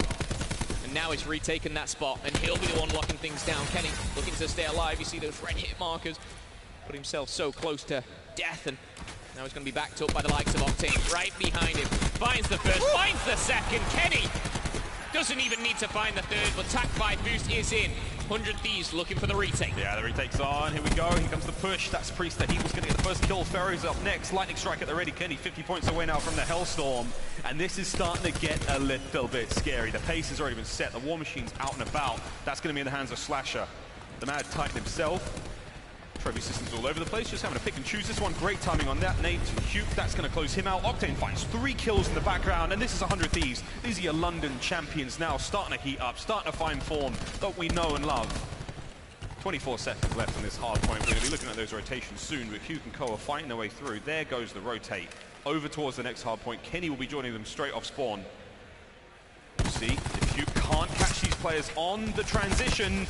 Priest is going to get it, but again, 100 Thieves with a considerable lead now, looking to push it further. The battle for the rotation now goes down. And if you missed it on Bravo as well, Envy, they kept it close versus Gen G for the first rotation, then it let them slip away.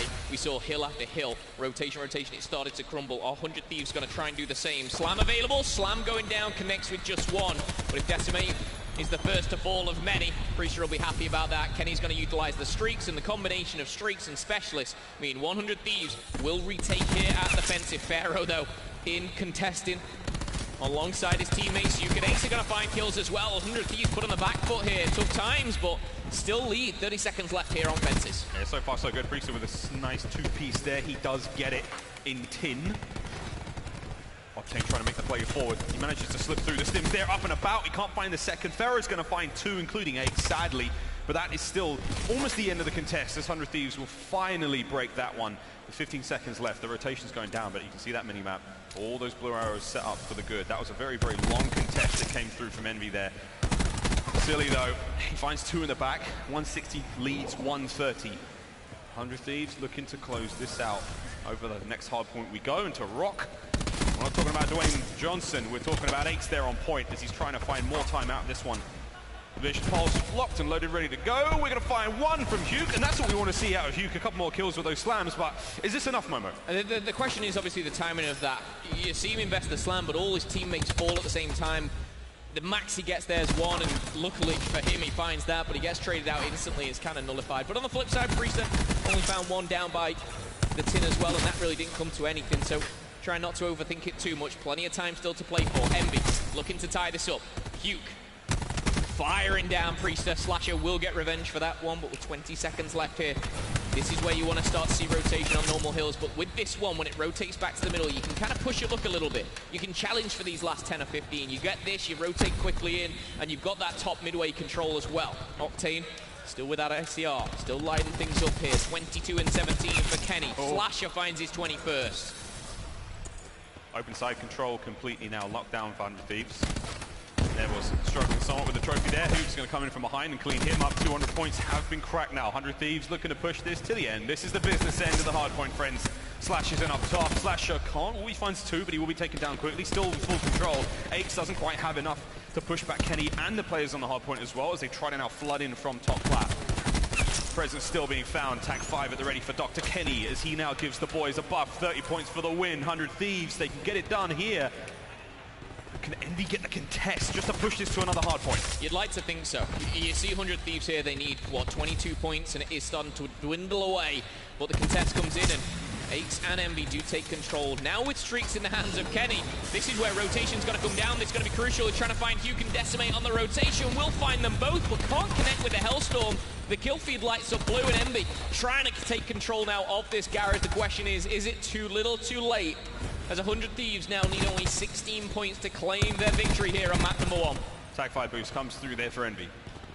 They have hard point control for now. Slasher gets taken down on the outside by Decimate. He's now trying to reinforce the players there and drive away. It's Octane. He goes down. Decimate is starting to light things up.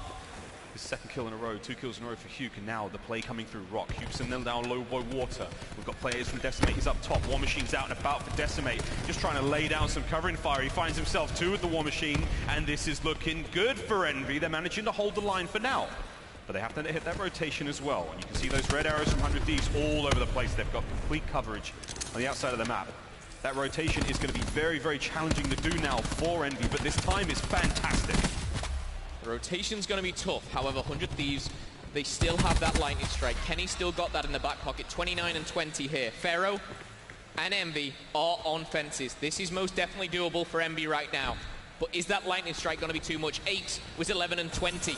He was having a very, very poor map, but he started to step it up. He's got a lightning strike of his own. This could be the battle of the strikes here, as we are going to see the first one come down. Aches has used his. Looking over the top here, this is going to delay the push of 100 Thieves. But now we should see the strike coming back from Kenny. Aches connects with 1. Kenny doesn't connect with any. Next couple of kills are crucial. Envy looking to take the lead, looking to get the comeback. Through it in, unable, he somehow finds it, and on point, 5 seconds for the win! 100 Thieves have just come in and stole this, oh my! No one can get there for the contest, Envy are nowhere to be seen! You blink and you'll miss it! Map 1 goes to 100 Thieves.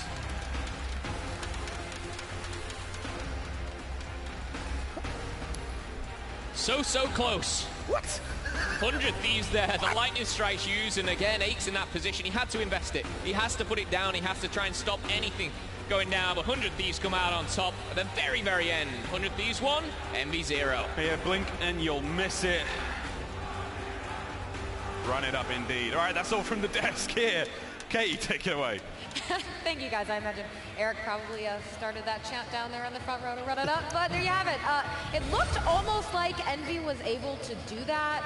Aches got that streak. They looked like they had control, and then it just absolutely crumbled. 100 Thieves just rolled over them. Yeah, they came through the back there, and Enable did win a pretty big 2-piece going through 10, but I think they would have gotten broken anyway. The player that was located in that corner jumped up and died top flat, and 100 Thieves just had too much pressure there to lose that one. And I think we're actually going to look at a replay of how that ended, but did it at least seem a little competitive there then to you, Pac-Man? I mean, they were able to put up a fight and bring it back. Envy's and Respawn, they're perfectly competitive. The last time they played, it went down to the wire too, and they just lost. I mean, at the end here, this is just a tough thing to do. It's tough to hold a perfect hill on this hill in particular. There's just too many angles to come from. And then Enable, say what you want about him, but he did a huge clutch 2-piece in 10 and breaks it. Like, Desi's got to win that, but to Ant's point, even if he does win that, his teammates fall around him. He's just trapped. He'll be trapped, and they'll trade him out. 100 Thieves does a great job of team shooting on breaks.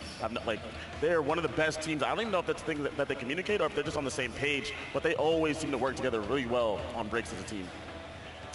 To this point, it seems like 100 Thieves, I've said it a couple times now, 100 Thieves, Optic, United, they all look like they're performing as expected, looking strong. Maybe Optic not quite as much in that first initial match. But 100 Thieves here is probably going to be steady, I would think, what, a 3-0, 3-1 maybe if Envy can steal something. I don't think Envy's going to win an SD, so I think it's going to be a 3-1 in favor because it's 3 respawns in every series. They're not going to win the S&D. Yeah. Hopefully they're going to be able to close out at least one of these respawns.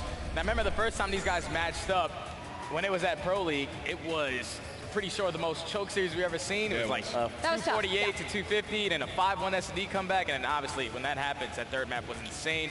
But overall, Ace just started really slow on this map. He was able to pick it up towards the end of this game. But Silly and Decimate, they were really going off for this team. If they were able to just keep up that pace throughout this game, and Ace just played a little better, they would have been able to close this out. I mean, on that first rotation, Envy looked fantastic. And sort of towards the middle of the game is when Kenny started to pick up some steam. He had a monster performance that map. He was playing against him with absolutely no respect. He was challenging every single gunfight. He was like 26-15 at one point, and 100 Thieves were able to just run away with it. I mean, honestly, towards the end of that game, 100 Thieves were dominating. If it wasn't for that Lambo Hill where they got the 60 points with Decimate pulling out that War Machine, nobody had flack on the side of 100 Thieves. He got like 3 or 4 kills. That game would have been about 250 to 170, and we would be having a completely different discussion. The bright side, though, for Envy, I would say, looks like Decimate is playing well so far. I mean, at Pro League, it kind of seemed like he cooled down a little bit, Pac-Man, but showing a little more life here, so at least that's a positive note for them. Yeah, I mean, some of the individuals on Envy have continued to play well, even through their struggles. Desi, Huke. The problem is that they're not putting it together at the same time. Yeah. I don't think that Huke had his best performance in that map, and you're going to need that to beat the champions, right? And then we all know about their S&D woes, so yeah, that's a bright spot that he's playing well, but they need more from the entire unit. Well, we will see if those S&D woes continue, ready to get back into things, so we're going to send it over to Miles and Momo. S&D woes, I mean, it's 10 straight losses. Is that woes, or is that, what is that? We have to come up with a new phrase to describe 10 and nothing. 0 and 10. It's 10 straight search and destroy games. And some of them have been closer than others, admittedly. Some of them haven't. We saw before, only on Bravo, about an hour ago, they were 5-1 down, they crawled it back to 5-3, and then sadly slipped away. One thing I will say, I'll hold my hands up, that game was closer than I thought it would be. Search and destroy. Can Envy find their first in 11? Or 100 Thieves going to give them that 0 and 11. Now, when you say it like that, it doesn't sound great. Still, here we go. Octane is really not up for giving that first win. Night-night to Huke. As it goes down. I mean, one thing before we get right into this one, I will say I'm super impressed by how Envy played that. I thought this was going to be a smoking, but instead it's a lovely contested hard point. Can they find it in the search, though? Ferro on your screen, snipes up for Envy. We've already seen Octane find his first blood. The posturing now towards B.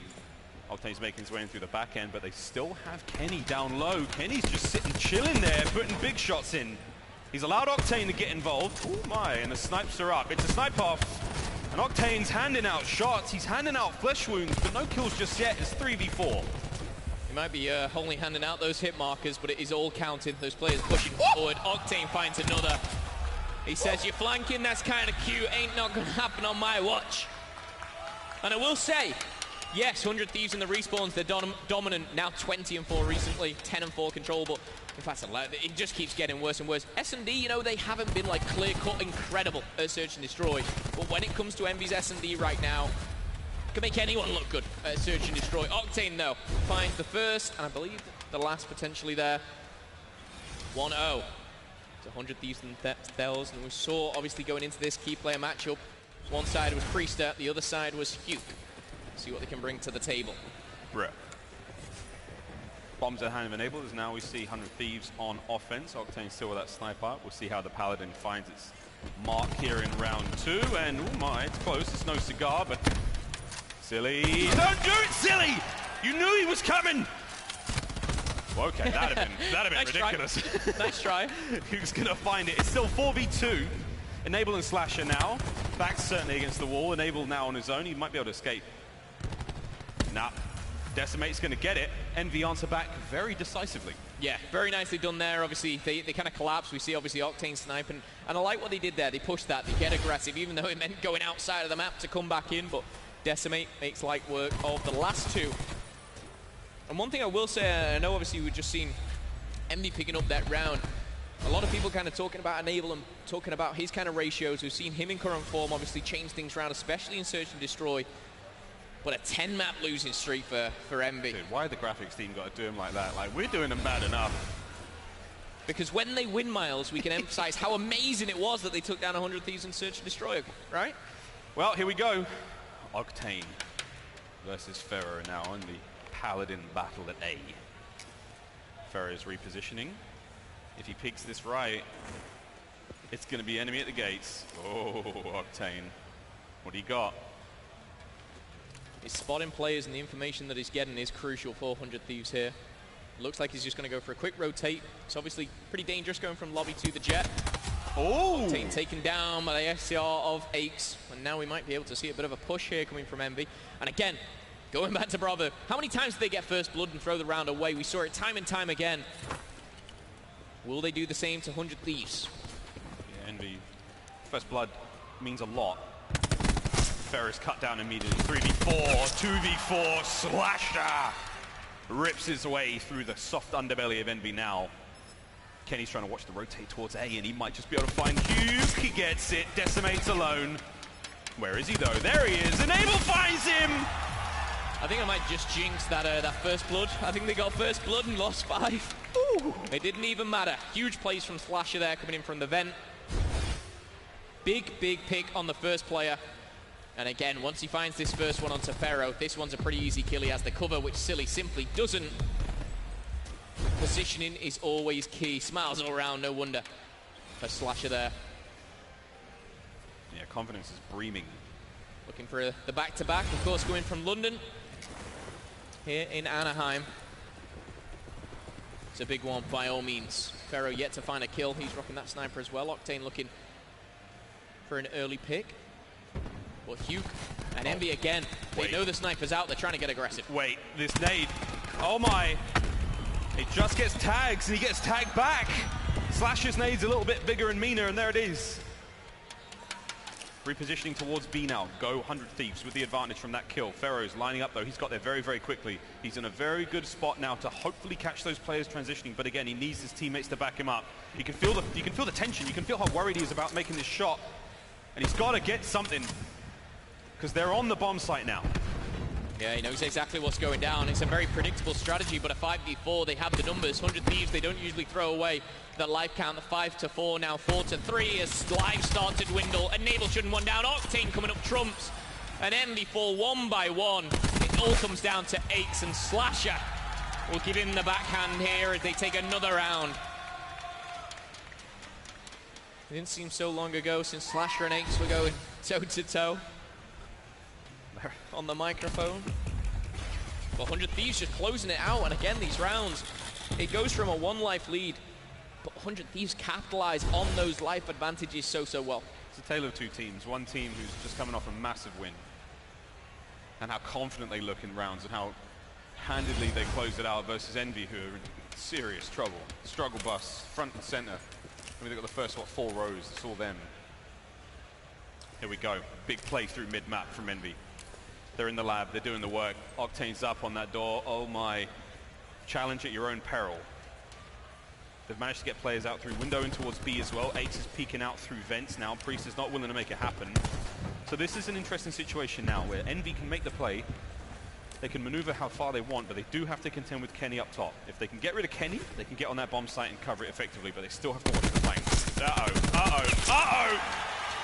I told you to watch out for Kenny. Kenny just shot 2 people in the back without a bullet being returned there. Unfortunate for Envy as they got onto the site, but they were going back, went down, and as you can Aches do find a couple kills here. Still, advantage to 100 Thieves, but Aches finds a double, and out of nowhere, this is just turned on its head. Octane with the sniper, probably not best positioning, but the stripe in hand finds one. All down to Hugh, all down to Enable.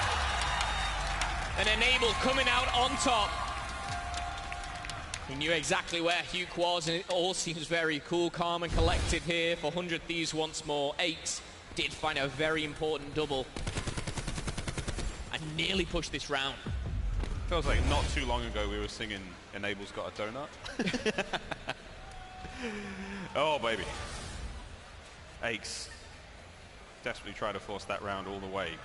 Envy continue to find themselves in tough situations in these search and destroy, and 100 Thieves, I mean, they're laughing themselves all the way into map 3 at this stage at 4-1.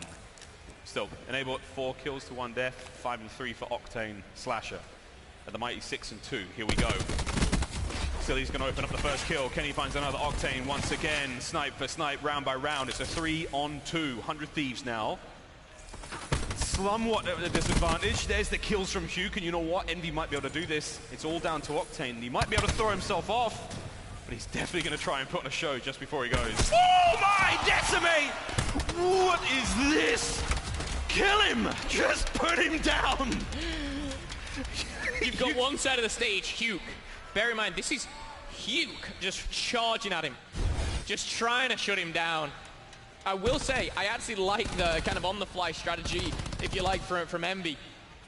Defending B and defending A standardly was just not working. They get aggressive on the defense here, and they take this gun over. And that's on the defense. They push their Sorgs up. They push their Maddox players up. And yes, Octane gets a pick here and there, but it wasn't enough. And Envy, again, trying at their best just to stay in the search and destroy. Trying to find their first win in 11.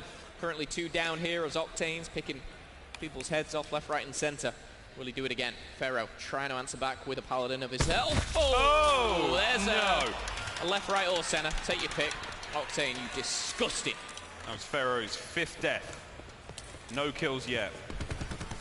Certainly being outmatched. Kenny from behind. Kenny, the crossfire from Priester. And this is 100 Thieves collapsing all over Envy. It's like you're in a public game. You're fighting for the last kill. They're all just charging at him, and then they all go, let's not do this. This is silly. Let's not run one by one at him. Let's group up.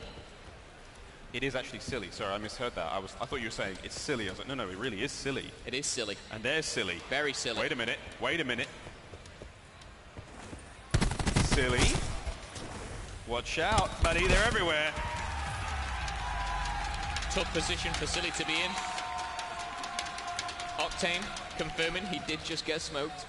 But apart from that, he's got 2 players by his side ready to trade things out. And this was the shot we saw from Pharaoh's angle. Ooh, that's disgraceful.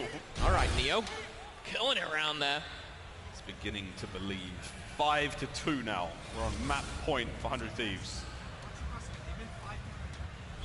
It's hard to doubt them when you're seeing this kind of confidence. Again, Envy, Search and Destroy. You're not looking for a tremendous challenge, but here we go. Aches, the lone defender of A. 3 members of Envy. Oh my God! What are you talking about? There was I was just about to say, the great thing about Octane is he'll go to the right and snipe. He'll go in a window and snipe. He'll challenge A and snipe. It just doesn't matter. Pushing that map 3. Pharaoh finds one in the thigh. It's not enough to make him die, but here he goes. 5-on-2. The collapse is on. The strife is out. Octane gets 1. Priester gets another. Map 2 goes to 100 Thieves. I think Enable wants to be in the crowd right now. It seems like he's chanting his own team on. No wonder. From what we've just seen after that, 100 Thieves looking dominant in hardpoint and search and destroy. Closer than you may have thought in game number 1, but game number 2 was a one-sided affair, and these guys now going into control. Who knows? Another 3-0? Who knows? Well, there we go, friends. 100 Thieves up 2-0 in the series here over Envy in Pool D. When we come back after this break, it's going to be control. Can Envy get back into this? Or 100 Thieves get it done in 3? Find out after the break.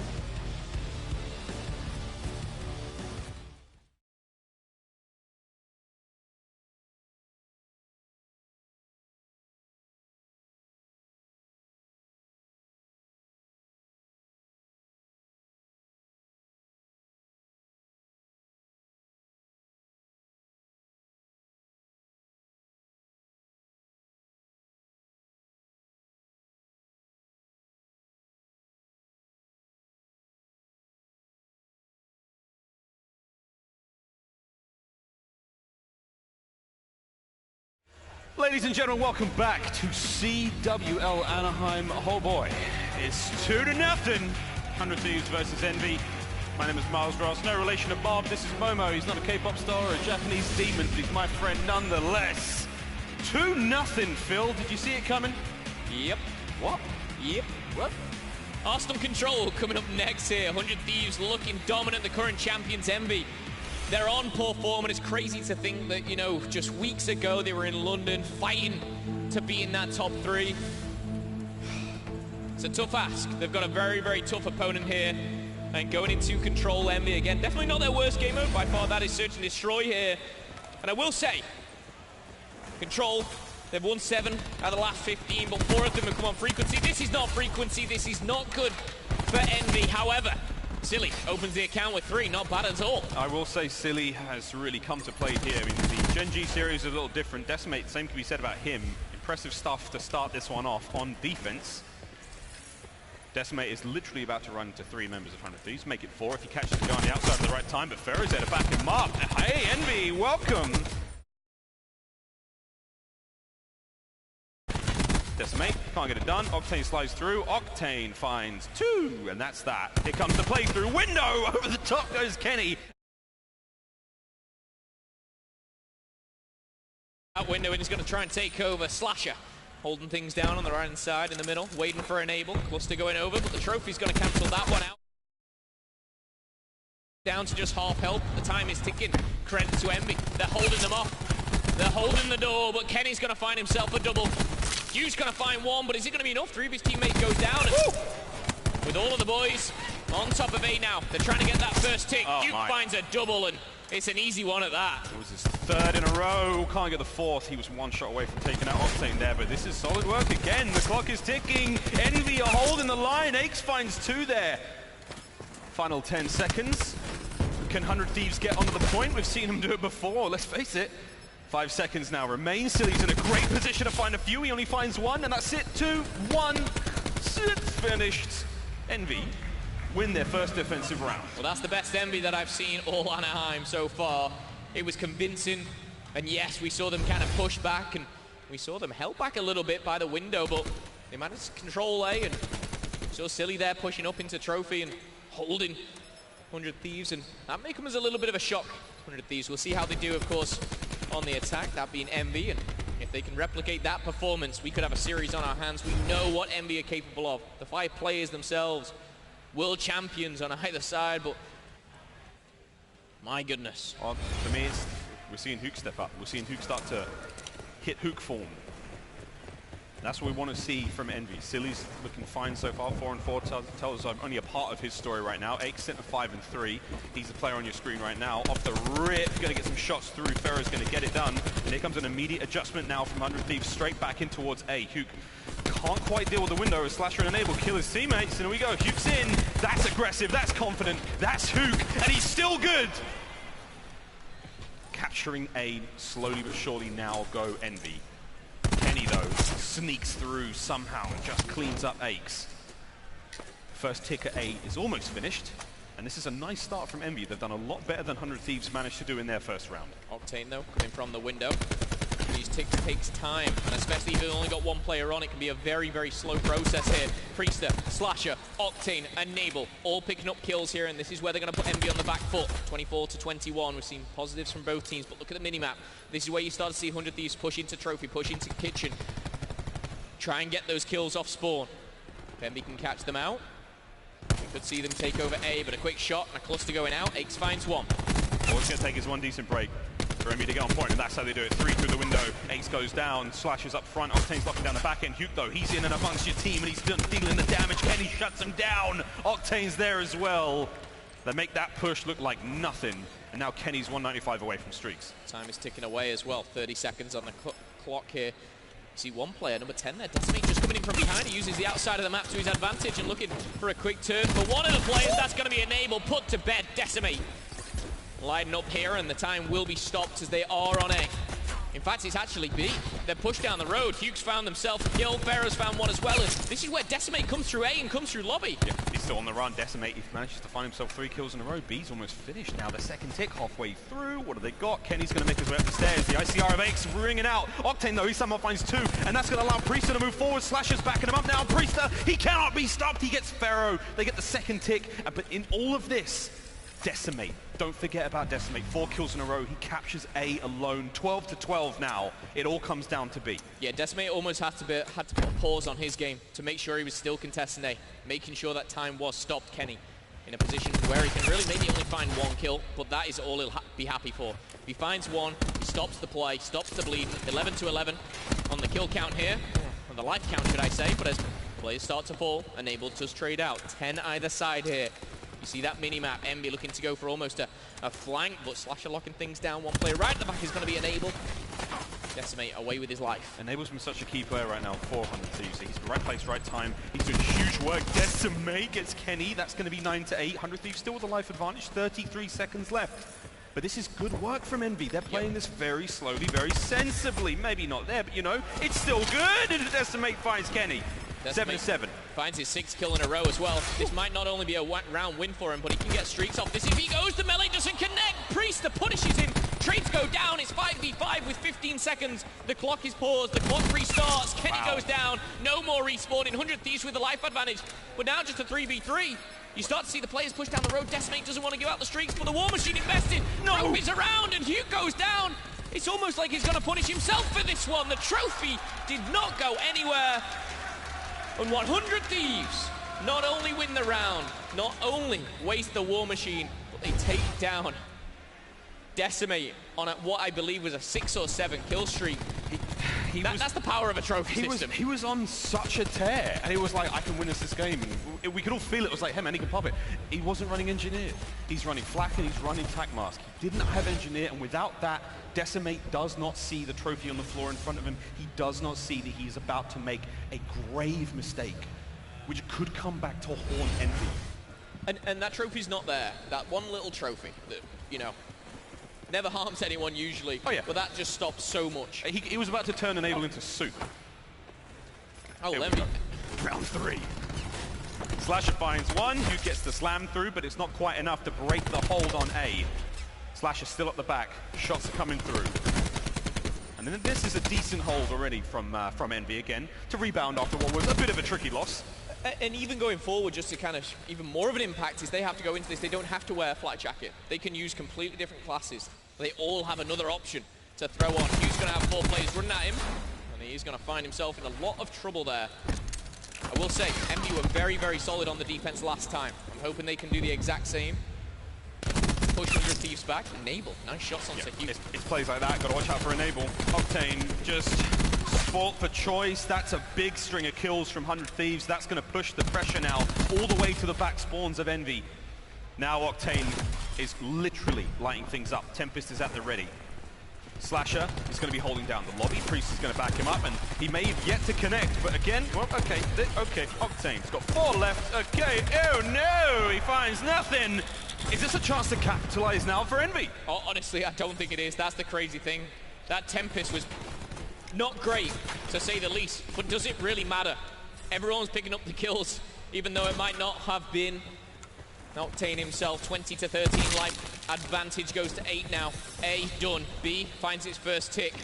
100 Thieves starting to collapse. Envy was so strong in the first defense. Can they do it again? They need to dig deep here. And this is starting to look like the end. Slasher, he may get shut down there in lobby, and that's going to open up the lane now for Pharaoh to push forward. Enable, though, he's holding the line. What a turn that would have been. Decimate's all good. Hugh gets the kill on Octane. Priester now. He's in late. He does have Slasher to back him up just behind him, and they are going to have to try to push this very slowly. Yeah, and slowly is the key here. You pointed that out. I actually think they need to kind of pause for a second. Going in 2v5, you're going to lose those fights, and that's exactly what they do. They kind of couldn't really stop or go back at that point, so they do fall down. Credit to Envy for picking up that. 12 to 7, the life count now and definitely winnable for Envy. But the thing is here, 100 Thieves, they play the trading game. They go down, what, 10 to 5. They start to work their way onto Envy's short little amount of lives. Tac 5 has been boosted now, and this is where 100 Thieves, if they push together, this could be the end. 100 Thieves, they need 1 clean break. They did it in the first round. They're looking to do it again. He can feel silly. He's got the head on a swivel. He's worried about the players coming through street and through lobby. Big shots. And there it is, the last lives for Envy. The last chances now. 2 for Enable, 1 for Kenny up front, and that's going to be it. They're capturing B. The only 2 remaining members of Envy on their back of their spawn, and they should not be giving these lives away right now. Another round. And that is going to be match point for 100 Thieves. Perfectly executed. Tac 5, you could almost feel the communications there. You almost feel 100 Thieves like, let's all wait. Are you ready to push? Slasher got the first pick, and it was like, okay, now we collapse. Now we pick up those kills. I think it was Enable on the flank, or whoever it may have been, but they played the numbers game so smart, and as much as Octane's Tempest did not really connect, it didn't really matter in the previous round. It doesn't matter this round. 100 Thieves looking to close this series out with a 3-0 victory. 2-1. Doesn't feel like Envy are out of it yet, though, does it? It certainly doesn't. From the strong performance on the defense, Envy looked really good. The problem is now they're on the offense. They need to win an offense to even push this to a round 5. Across the board, the only thing really that's about a pop is enabling the vision pulse. When you're on defense and you've got a vision pulse and Priest has got the slam, things get a little bit dangerous, but is Silly going to get that Tac 5 boost? 8 with the vision pulse. Vero close to the Tempest as well. All right, well, the exchanges are going down. Envy trying to move around the outside of A through Top Gun, and Kenny just gives him the business. Priester on the outside goes down to Hugh, and here comes Octane. He can't get into it. Hugh's keeping the run going. 2 kills in a row now for that life. Tac 5 out, and once again, Hugh's grapple has been read twice now and dealt with perfectly. Envy on the offense towards A. 23-22, Tac 5 still in the hands of Silly. 9-16 for him. We'll be looking to get a couple of kills, but again, A starting to be taken away from 100 Thieves. They may just give this up here. They may be able to wrap around. It looks like 2 on the flank. That being Enable and Slasher. And now this is where the pinch comes in, from the window, from the front door, from the back door. Enable finds 1, Contest goes down, Slasher finds another. Enable picks up his second with the ICR, but he is going to be shut down. Priester has the slam, Enable with the vision pulse. On the flip side, Pharaoh Tempest, Decimate War Machine. Specialists are about to go off. This is exactly what we saw last time from Envy when they managed to get their round win. When they lose the fight at A, they rotate straight to B, but they're actually not doing that. They're trying to set up this sort of trap where 100 Thieves think that the play's coming towards B, but they're going to punch window right now. Enable, he could end this right now with that vision pulse. He could provide the intel and stop this play from happening, but they're all in. Here comes a vision pulse from Ace. That's going to start to help out the players of Envy as they make their way forward. Can they finish the cap at A? Can they finish the cap at A, give themselves another minute, and put Pharaoh to good use? They still have Decimate's War Machine as well. Put Pharaoh's Tempest to play. Priester could end this game with a single slam, it feels like. And he's put himself in a far forward position to do that. Yeah, Octane's close to his second Tempest as well. Perfect position in here for 100 Thieves, watching all lanes, but Priester is going to be picked apart by more than one player here, and for a brief moment, it's a 5v4, and on the defense, Slasher is scrambling away just to stay alive. He's going to find a cluster in his top pocket. He's gone. Kenny and Octane do answer back in kind. Kenny finds a double. A much needed one at that. Pharaoh shutting things down. He's having 2 fights here. If you look at the minimap, you've got that offense coming in from Envy near the spawn of 100 Thieves. You see the offense of 100 Thieves coming in at the spawn of Envy, going back and forward. 10 lives each. Those are good trades. These are very important trades. Priester once again, slam at the ready. This is it. There's the vision pulse. It comes through. Enable's hard work gets put to good use. Who wants tacos? Oh my goodness!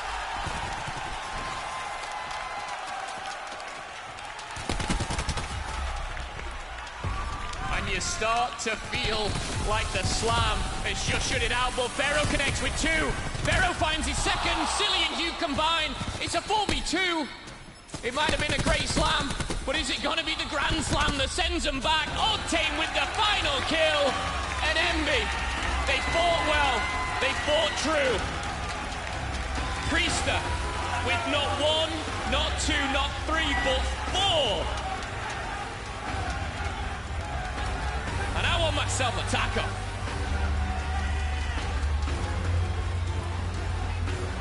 Look, I know it's only poor play, but Anaheim is great.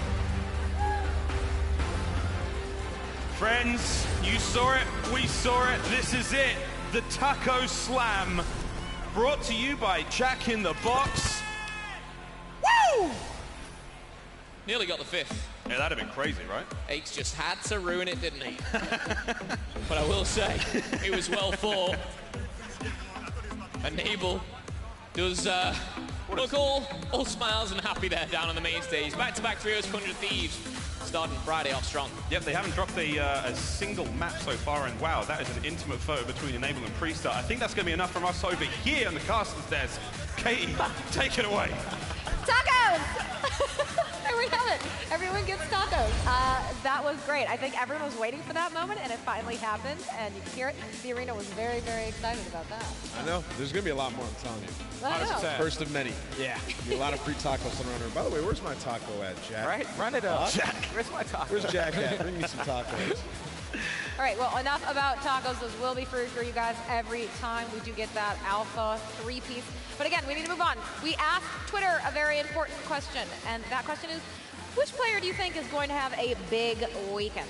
Let's take a look at what you had to say. Coming up from Benjamin, hashtag CwL PS4. Of course, Simp, the guy is not from this planet. Actually insane stuff from him at the age of 18. Simp's able to... Benjo, what planet is he from, huh? I don't know.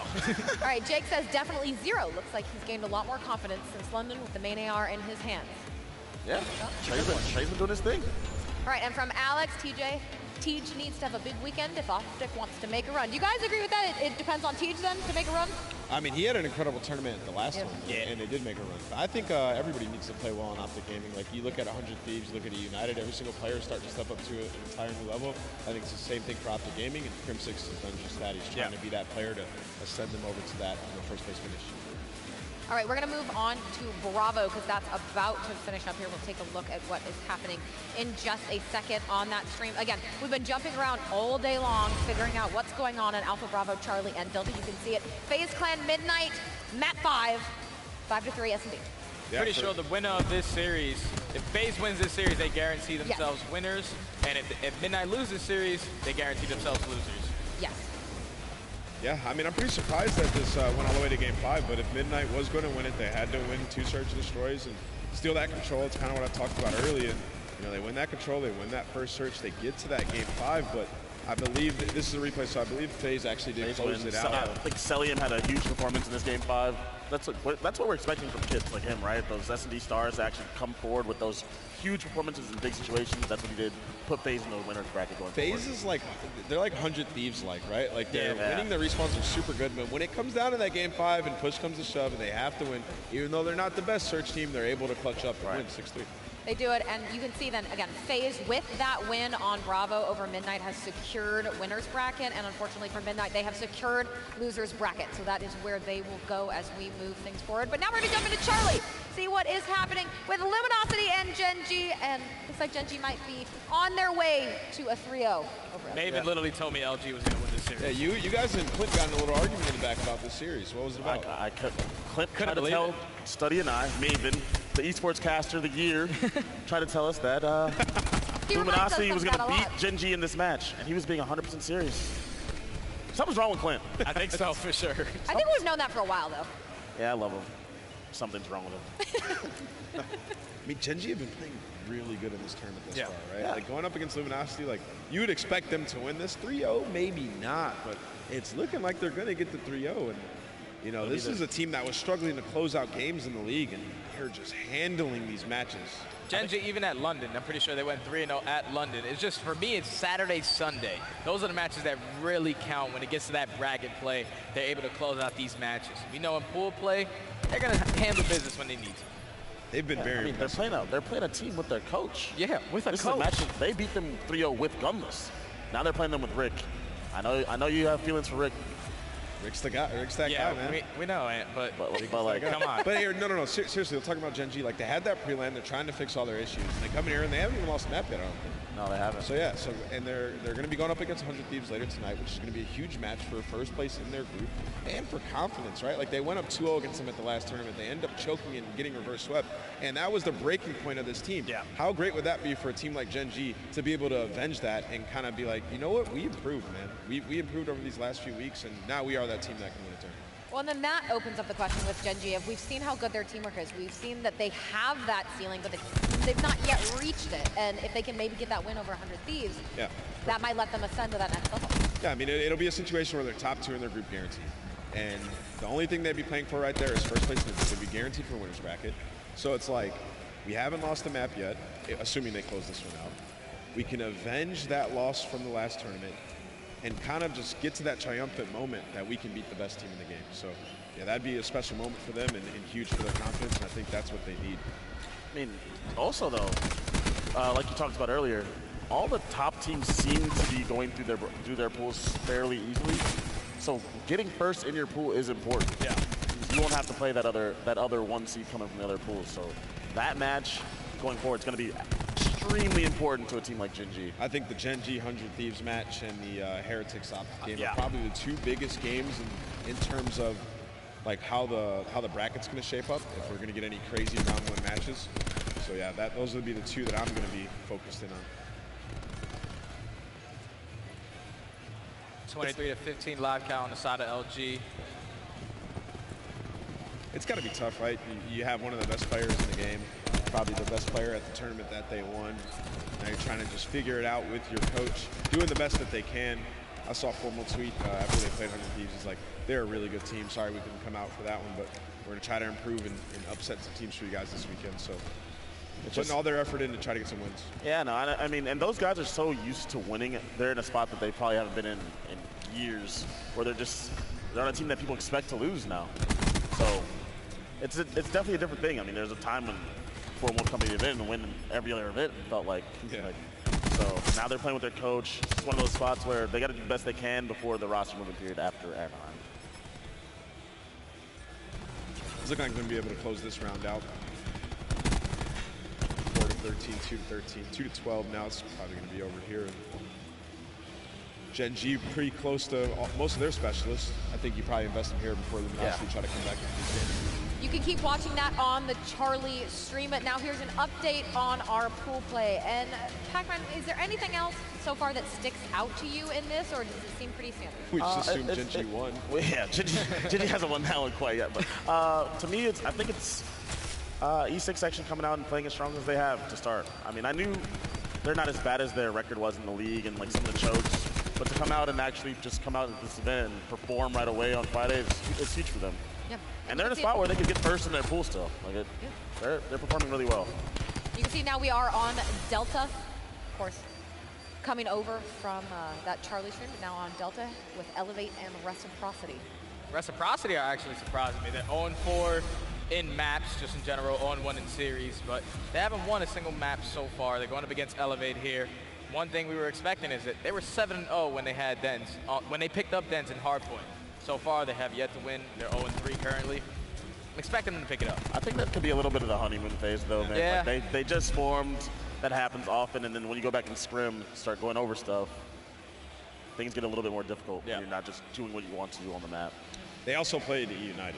Now they're going up against Elevate. That's true. And Elevate was a pretty good hardpoint team. That was the one game mode that they looked like they were pretty solid at, especially that first week. They were dominating in the respawns. Nameless, for a honeymoon period, how crucial is that to kind of the success of the team going down the line?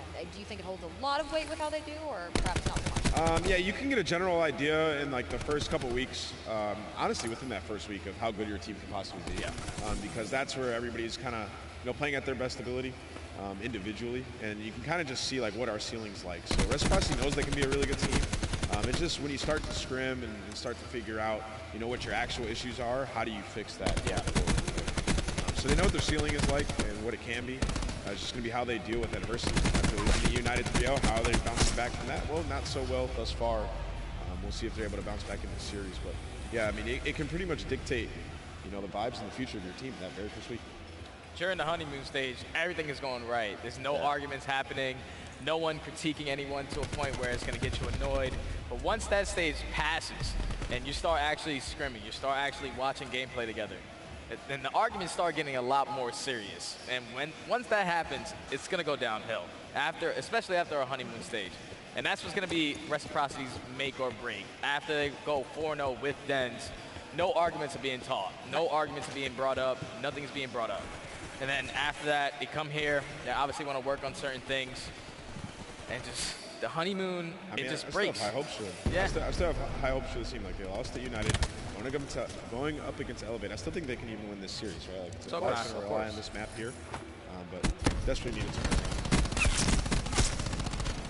And Dylan, like in that match versus EU, Dylan was going off. Like he's got to be the superstar on this team.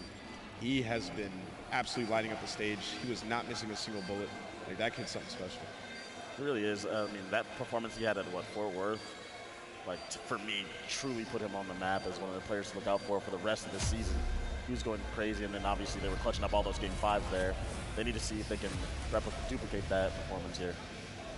Right, you can catch that on Delta Stream as we move things right along here at CwL Anaheim. We've still got so much more Call of Duty to be played, and on that note, we will be back in just a second. But again, we got our first Taco Slam. It happened. Free tacos for everyone in this venue. It is going to be very exciting. I'm sure we'll see more down the line, but it finally happened. It's only Friday. On that note, we will be back with more COD in just a minute.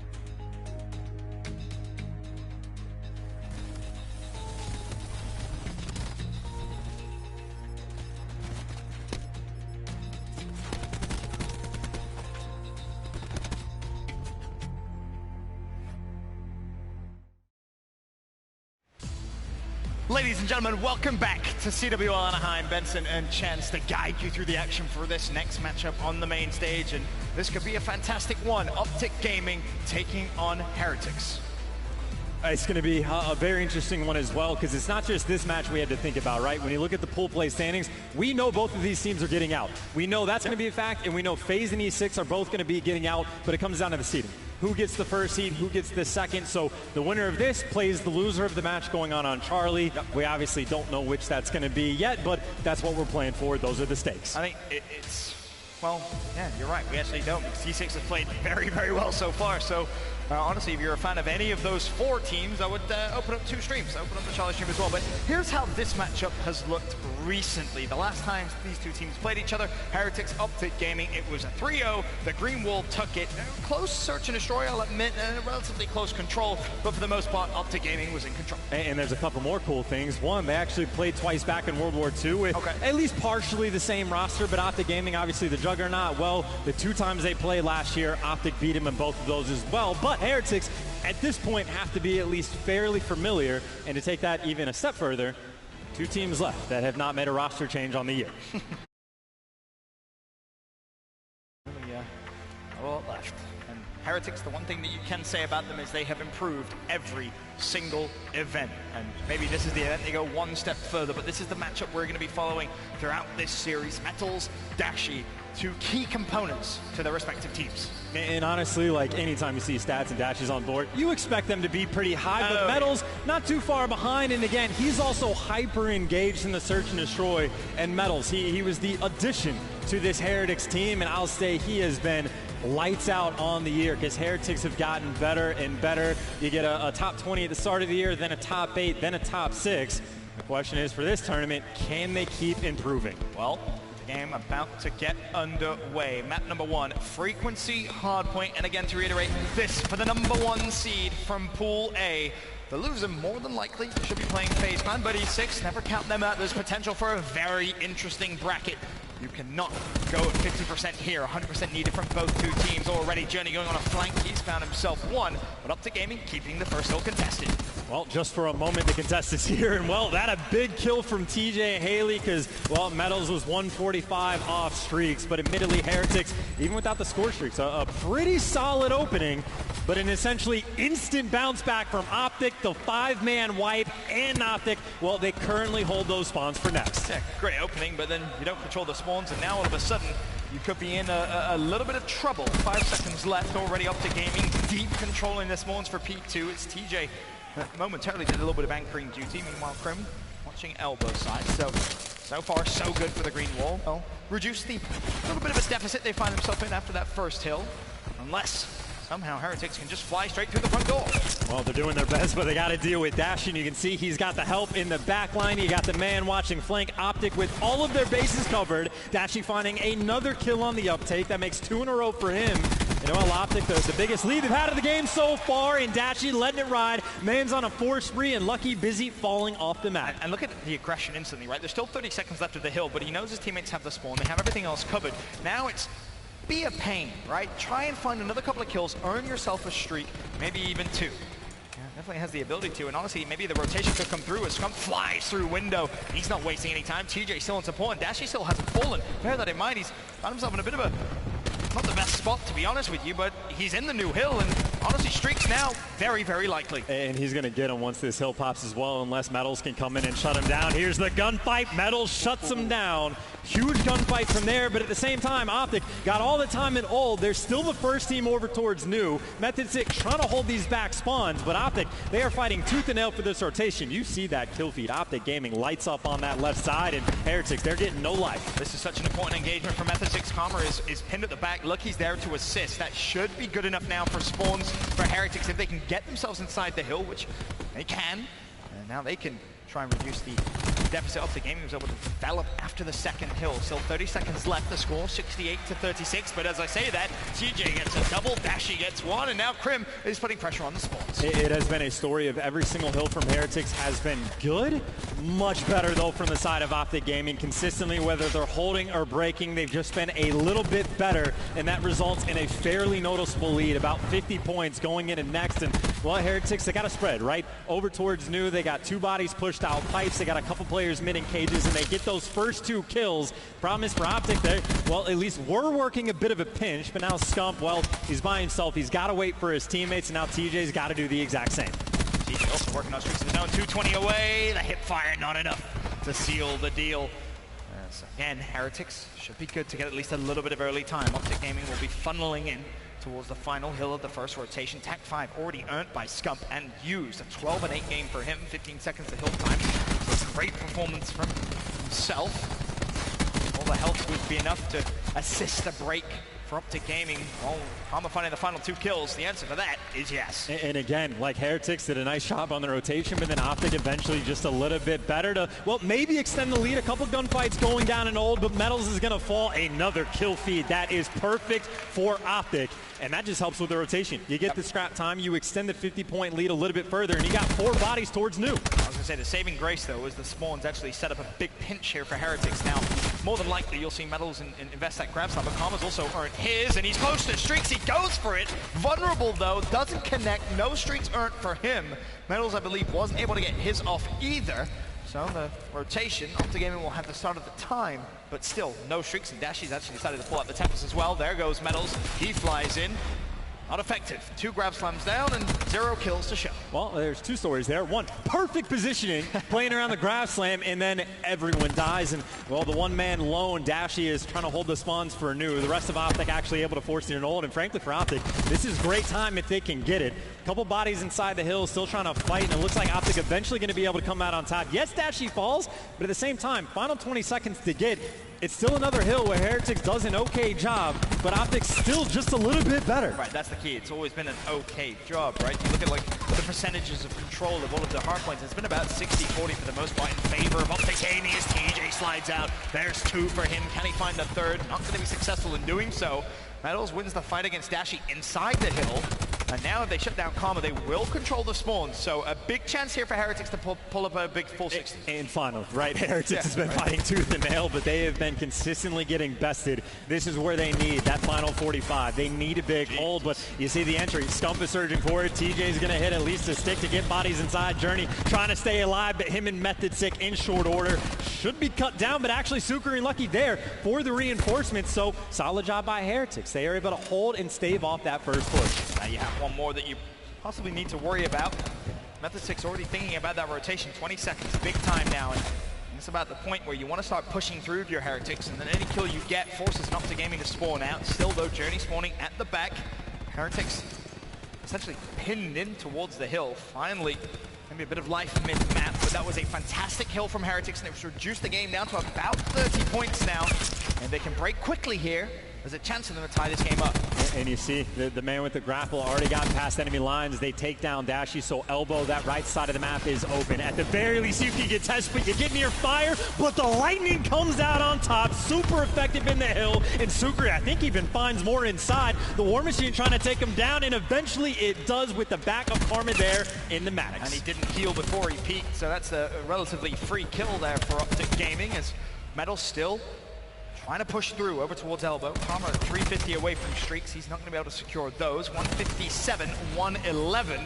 Heretics again break through, but can they secure the scrap time? It's a big, big 20 seconds. And Krim is causing problems. That kill feed, they're just moments where Optic Gaming lights it up. Karma gets the final man. And it's another situation where almost every single hill, Heretics has been okay, Optic just a little bit better, and we're back to that about 60-point lead going into New. Heretics, again, though, they have not quite the full setup, but quite a bit of pressure in the hill. Metals is pushed out one way. They need a good hold. You just need that full 60. It has to happen at least once. It will bring you back into this game. But it starts with the kills as the trades seem enough for Optic Gaming for now. As Dashy shuts down Journey, though, a big pressure on Sukari to deflect some pressure from Optic Gaming, but Dashy's up top. He's making it rain from above. Optic Gaming walk into the hill, and the break is as easy as that. I mean, it's always a difficult situation. This hill, it seems like both teams just kind of breaking back and forth, and it's just another thing. It helps Optic out just a little bit. So you got to imagine the special is going to come into play. If not on this hill, then certainly the next one. Metals has the grab. He's thinking about it now, and Method Sake has the flames for New. Of course, Scump has already earned his second TAC 5 of the game, and Dashy's got a Tempest, so a lot of toys coming out to play, but Heretics, they have to make the bigger plays. It's almost an identical situation to what we saw in the rotation after the first hills. You're probably going to see exactly the same happen. Metals with the grab slam. Is he going to be able to put it to some good use? There's a Purifier at play, and the TAC 5 boost now invested by Scump. The lead still 70 points for Optic Gaming, but a big chance for Heretics to try and reduce it as Metals went for the grab slam. Crim shuts him down, 5 dead. Optic Gaming with another damn near flawless break of P1. And they did it against the grab, they did it against the Flames, Heretics, any breath of life they might have had, Optic just snuffs it out. Now, of course, Heretics, they're going for the pinch over towards you, but it's already bad enough, and they shut down Streaks, which is nice. They shut down Karma, which is nicer. But look at the rotation to New. Granted, 30 seconds left, but Heretics, let's say they get all the time, they're still going to have to break that next hill. When was the last hard point you saw? 4 grab slams and 0 kills. 2018? It's been a while. That's for sure. And the grab slam definitely not been too effective this map. Heretics again keep the deficit relatively close, about 70 points as we rotate. More importantly though, they've controlled the spawns for New, but you need to lock this hill down, and more importantly, you're going to need to get streaks. Not sure from who, but someone's going to need it. Well, of course, those back spawns, maybe Scump is trying to hold him down, at least blocking them from the side of Heretics, and actually he's get his teammates up with him. And keep in mind, Dashy sitting on the Tempest. On this hill, you can make the big play. Scump eventually gets his kill. Dashy does it with the Maddox. Optic get the break on second. And honestly, you're hoping Metals can get a kill and get the grab slam inside. If not, Optic is going to run away with it. 20 seconds, the game is theirs. Dashy pulls out the Tempest. Is this essentially a bit of a victory lap? Not going to be the case. Grab slam has been earned by Metals. Has to use it. Finds at least one. Sprayed it out instantly, but Optic Gaming just need 11 seconds. They can still win it here. Heretics have to contest. Crim finds himself a double.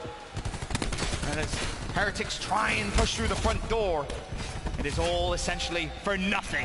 Optic Gaming take map 1. And a very solid map 1 win, and that, again, the entire game outside of one hill was just the way of Optic. They just beat him out, maybe barely, by an extra 10 seconds on every hill, but it adds up so quickly. And that's just a solid game across the board. With the guns, not so much with the specialists, but if you're Optic, you will absolutely take it. Well, Optic Gaming with the advantage in the series. I'm curious to see what our analysts think. Katie, over to you. Thank you, Ben and Chance. Again, there you have it. Optic taking map number 1 over Heretics. And Heretics has been doing all right so far, but again, it seems like when people come up, guys, against these teams like the EU's 100 Thieves, the Optic Gaming study, they just can't really make much of a dent. And are you surprised by that or not? No. Last time they played, it was a 3-0, but all the maps were pretty close. There's superstars on the side of Heretics who were really performing. This series right here, at least on that first map, Journey and Lucky, they need to be playing a lot better, especially going up against these top-tier teams that we were just talking about. You know, especially, well, just in general, they need to play better. Yeah, Metals had a pretty decent map. Yeah. It was just the rest of the team. Like, they need to step up. And Karma right there, he went off as well, so it's pretty tough for Karma to start. They're just going up against a juggernaut. That's just what happens. And I think later on in this tournament, it's shaping up to be exciting because the top teams have come with the same form. So when it gets down to that later in the bracket, we're going to see some crazy matches. Because right now, I couldn't tell you which one of those teams looks better than the other ones. Yeah, they all look amazing. They're all doing exactly what we expected. Exactly. This is one of the most predictable tournaments thus far, and that's a testament to these guys and how good they actually were in league and translating here to the actual event. Speaking of one of those top teams, we're going to do a quick little replay of that first map of United versus UYU on Bravo Street. See, I literally saw it right there before the X came up, before Royalty died. He needs to be your all-star player, especially going up against one of the powerhouse teams, 10-21. We feel like, we always say it at Pro League, Royalty needs to be that superstar. He needs to be putting on that performance, and obviously it's not showing here. Yeah, they also have him on a map that's hard for Sogs to really go off. You don't see that many Sog players go off on this map. It's just a lot of long sight lines. That's why you see 100 Thieves and those guys, they're just dominant on this map because they have 2 main AR players that go crazy. It's just Sog players need a lot of assistance on this map. Yeah, United's a really refined team as well. I don't expect them to struggle much against a team like UYU, who's struggled in like every game mode, realistically. Yeah. Like, the only game mode that they were like solid at one point was Control, and that was just when Methods and Mayhem were dominating, which is obviously not going to last. So I don't expect United to struggle that much during this match. Maybe even like test out the map for a little bit. Well, it seems like UIU, or EU rather, is a team against someone like UIU that's going to capitalize on every single small mistake that they make. Yeah, United's going to capitalize on every mistake that they make. UIU's not going to capitalize on anything, on the mistakes that United make, because United can shoot their way out of those mistakes against a team like UIU. They have such talented players. Anytime push comes to shove, they have a player who can bail them out with a two-piece. Okay, we're ready to get back into things. Map number 2 on Alpha, so we're going to send it back over to our casters, Ben and Chance. Thank you so much, Katie. Thank you to the guys on the desk as well to get an update of what's going on elsewhere here in Anaheim. Of course, so much action. You can catch it all on Twitch.tv. Of course, we've got streams for all of our pools as the games go on. And as the night goes on, games get even more interesting. Of course, the current game on main stage, Optic Gaming, Heretics. This a fight for the #1 seed from their pool, and Optic Gaming with a 1-0 advantage. And just to kind of talk some numbers, Chance, for Optic Gaming across the board in terms of their kind of game modes, how'd they look since London? I mean, their search and destroy has actually been the standout, right? Like, the expectation is for them to be a dominant respawn team, and you're hoping for the best in S&D.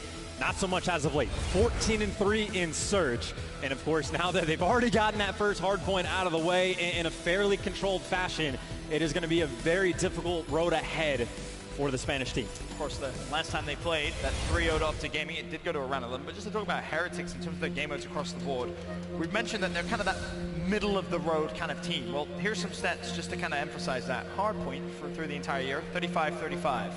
Search and Destroy, 31-25. Control, 21-21. Interesting. Thanos would approve. It is almost perfectly balanced. And granted, the PLQ is thrown in the mix, so there is maybe slightly lower competition for a handful of series. But Heretics, even if different game modes have kind of taken their turns of when one gets good, when one falls off a little bit, on the year, very consistent. They are going to be strong at everything, but their best has been that Surge game mode, which, of course, they need to get the bounce back. Because I'll tell you, Optic doesn't get reverse sweep very often. So you go down 2-0, it is going to be incredibly difficult to bounce back. Oh, it's imperative now if you're Heretics that you win this game too, because then you're looking at, all right, well, can we just try and steal the control, maybe even a hard point? As we mentioned, their stats have been almost incredibly balanced. The only one that's positive is their Search and Destroy, which is why, between these two teams, the Search should be really high quality. And then Hacienda is a map that Heretics are going to be very happy to get through. I would have to imagine it's going to be their pick versus the frequency. I would be willing to bet any amount of money that Heretics ban Payload against Optic Gaming. So Optic is probably incredibly aware going into this tournament that Payload is going to get banned against them very often. Or it should. And you have to imagine they have other maps that they've been working on. So frequency, again, that game number 5, should it get there, is more than likely Optic's pick. That means we'll see, 1, if Heretics can win their preferred map, and 2, if Optic has anything cooked up for them. And again, just to reiterate the importance of this game, it's for #1 seed, but those of you that aren't bracketologists at home, and you're curious, well, what does that actually even mean? Well, the difference between playing FaZe and E6, both of those find themselves 2-0 in their pool. They will play probably in around about 10-15 minutes. That game will get underway on the Charlie stream, and then the winner of this essentially plays the loser of that, and vice versa.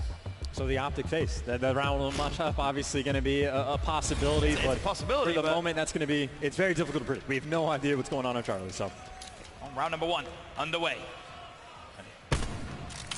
Better to watch than a man who can be so electric with the sniper rifle. It's Dashy trying to defend over the A site. You just love to see it, really. It's incredible because there's shots like that which just people don't hit, but Dashy does. I mean, those are shots like that where I can barely see the man on Copcaster. And so Dashy just next level reaction time, and you got that instant 1v4 for Sukri, who does not last very long. You want a good round on Hacienda. Optic provides about as good as you could possibly want. Dashy with the pick, the swarm from the remaining players on the site, and for Heretics, honestly, what can he even do? That's a good read from Krim. Shuts down the player on the bump, instantly looks over towards Connector, finds the second teammate, takes care of the third. Nice opening round for Optic Gaming. See how Heretics want to respond. Of course, Optic's going to be on the attack, so they're the ones that can set the tempo here in round 2. Of course, Lucky trying to have an edge on the sniper battle. I will say from the start of the year, he was one of the best on the map, and he continues here. He wins it against Dashy. The nice shots coming in. And that is a 5v3 from Heretics. Lucky provides. That's a sensational read as well. Become a more common spot, that's for sure, but you still have to hit the shot as Sukri shuts down TJ. 5v2. Hammer at least manages to find one, but now it's Crim's turn for the 1 versus 4. Currently sits at 2-0. Maybe if he finds a couple more kills, streaks might be in the back of his mind, but with just 50 seconds on the clock, maybe just try and catch out one player. Just try to see if you get any sort of opening. Obviously, we've seen 1v4 today. Ben Zed was able to pull one off, but Crim, I have to imagine, might just take the Italian Mafia way out, swim with the fishes. It looks like he's going to be doing just that, but either way. I don't know if he's going to he's going to go concede this, yeah. He's the type of guy who, you give him a challenge, he's at least going to give it a good try. Finds one, makes it a 1v3, but in that situation, he should never really have a chance. Well, if we've learned anything, whoever gets the first blood with a sniper wins the round, and you can see exactly how it happens. Lucky, he knows exactly what he wanted, and he gets it. And I tell you, if his reaction time is any slower, Dashy gets the kill instead. Yes, absolutely right, and that's what makes this kind of sniper fight very, very interesting indeed. Now it's Dashy's turn. You try and counter snipe. Well, I don't think there's going to be anyone there just yet. I'm not even going to look for it. Instead, though, it's Heretics back on the attack. And they look for an opening anywhere here on the map would be good enough. Would preferably like to avoid Dashy and the sniper rifle, and well, maybe pushing through A might be the play here. Just splitting the uprights on those two Heretics players, but they get the bomb down, they get out with their lives. TJ on the flank, he's going to be dealing with Lucky. Lucky obviously gets tagged up a little bit. TJ's going hunt. The man's behind the trees, but Lucky has help.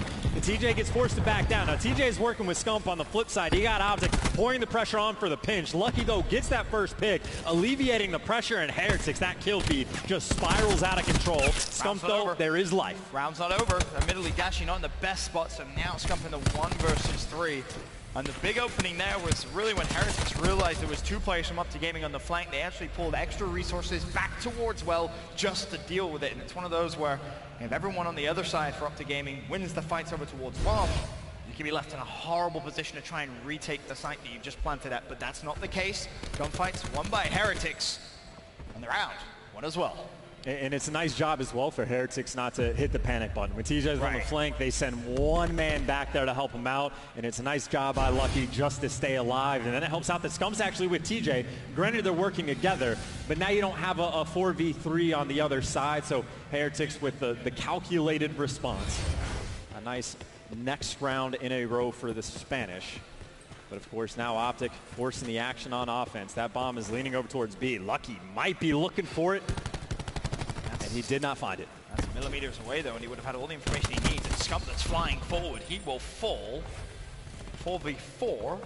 Crim also falls, so 1-man advantage to Heretics. With bomb dropped, and not a great spot. This is going to be tough for Up to Gaming to retake. TJ is in a position where maybe he can be a playmaker for Up to Gaming. There's one, couldn't find the second. Method6 made sure of that. 3 versus 2. And now Karma's, of course, trying to hunt Method6 down, but Metals, he spots out the information. They got the help just to deal with Dash. And keep in mind, that bomb down, not in a favorable spot. Karma eventually gets caught out by Method6, and now make it a 3v none. Dash is going to bite the silver bullet as well. 3 rounds in a row for the Spanish. And again, this is a map they are very comfortable on. They have dealt with a kind of weird strat from Optic, who sent players kind of spread out all across the map. But things pan out for Heretics. Three good rounds as well from the Spanish. Obviously, we mentioned just how important this is going to be for them. We want to see them take map number 2 to really give some life to the series and maybe cause an upset here in Pool A. Wait and see. This for the number 1 seed of the pool. Both teams will be in the winner's bracket. They've done the hard work already. It's Method6 leading the charge here for Heretics at the 4-1 start. While Sukri looking top corridor, he's not going to get any information just yet. B-side wide open, and well, bomb already going down. It might not be for free. That player looks like he has equipment. Yeah, Dashy was trying to use the nade. He doesn't connect, so the bomb effectively down for 3. So Optic trusting the retake, and keep in mind, Method6, 200 off streaks. They got to find that kill. Oh, and Sukri's so big top corridor, at least found the first, and well, Method6 maybe just over-challenged and over-committed a little bit. He does. No streaks for him. Metals left now at top rock with so much work to do. Not able to do it. It's a 1v3 with 25 seconds left. Lucky, good luck, have fun. You are being hunted down. He has been found. He has been killed. Up to gaming 3-2, and for me, that's a situation where you don't need to slide that far across. You're so close to streaks, you have a teammate right behind you. Yes, he's watching top corridor, but let him bait for you. I have to imagine they were just going for timing. I think they were expecting the pressure to fly in on bomb, and maybe if you waited an extra second, Optic would be getting towards the bomb as he slid out. But the timing wasn't there, so you're exactly right. He kind of slides out, throws away his life. No streaks, man disadvantage, and Optic, the retake was there. Even if you're playing for timing like that, though, you need your teammate who's behind you to come with you. You can't just solo slide out and just try and play for a pick in that situation when you're 200 points away from streaks. When streaks on Hacienda as well, both bomb sites are outside. It can be pretty useful. I mean, at the same time, though, you play for the round, not the streaks, because then if you're up 4-1, you're in a fantastic spot. But that's fair. Just something to keep in the back of your mind as this game continues. Maybe a missed opportunity for Heretics. Now, of course, in Sucre, he's just going to get tagged up through the wall, forced to back down. So Optic be thinking about getting this bomb down, and Scump's going to be able to get that plant off. How good is your retake, Heretics? Well, let's find out. Swing and a miss, and Crim, after that miss, actually does find first blood, so that could have been a very important kill, but TJ's watching Connector, and everyone from Heretics falling like dominoes. It's a 5 versus 2, and look, he may have hit a nice shot earlier on, but he's not hit anything at all this round, and he himself has been hunted down. Up to gaming, tied up, 3-3.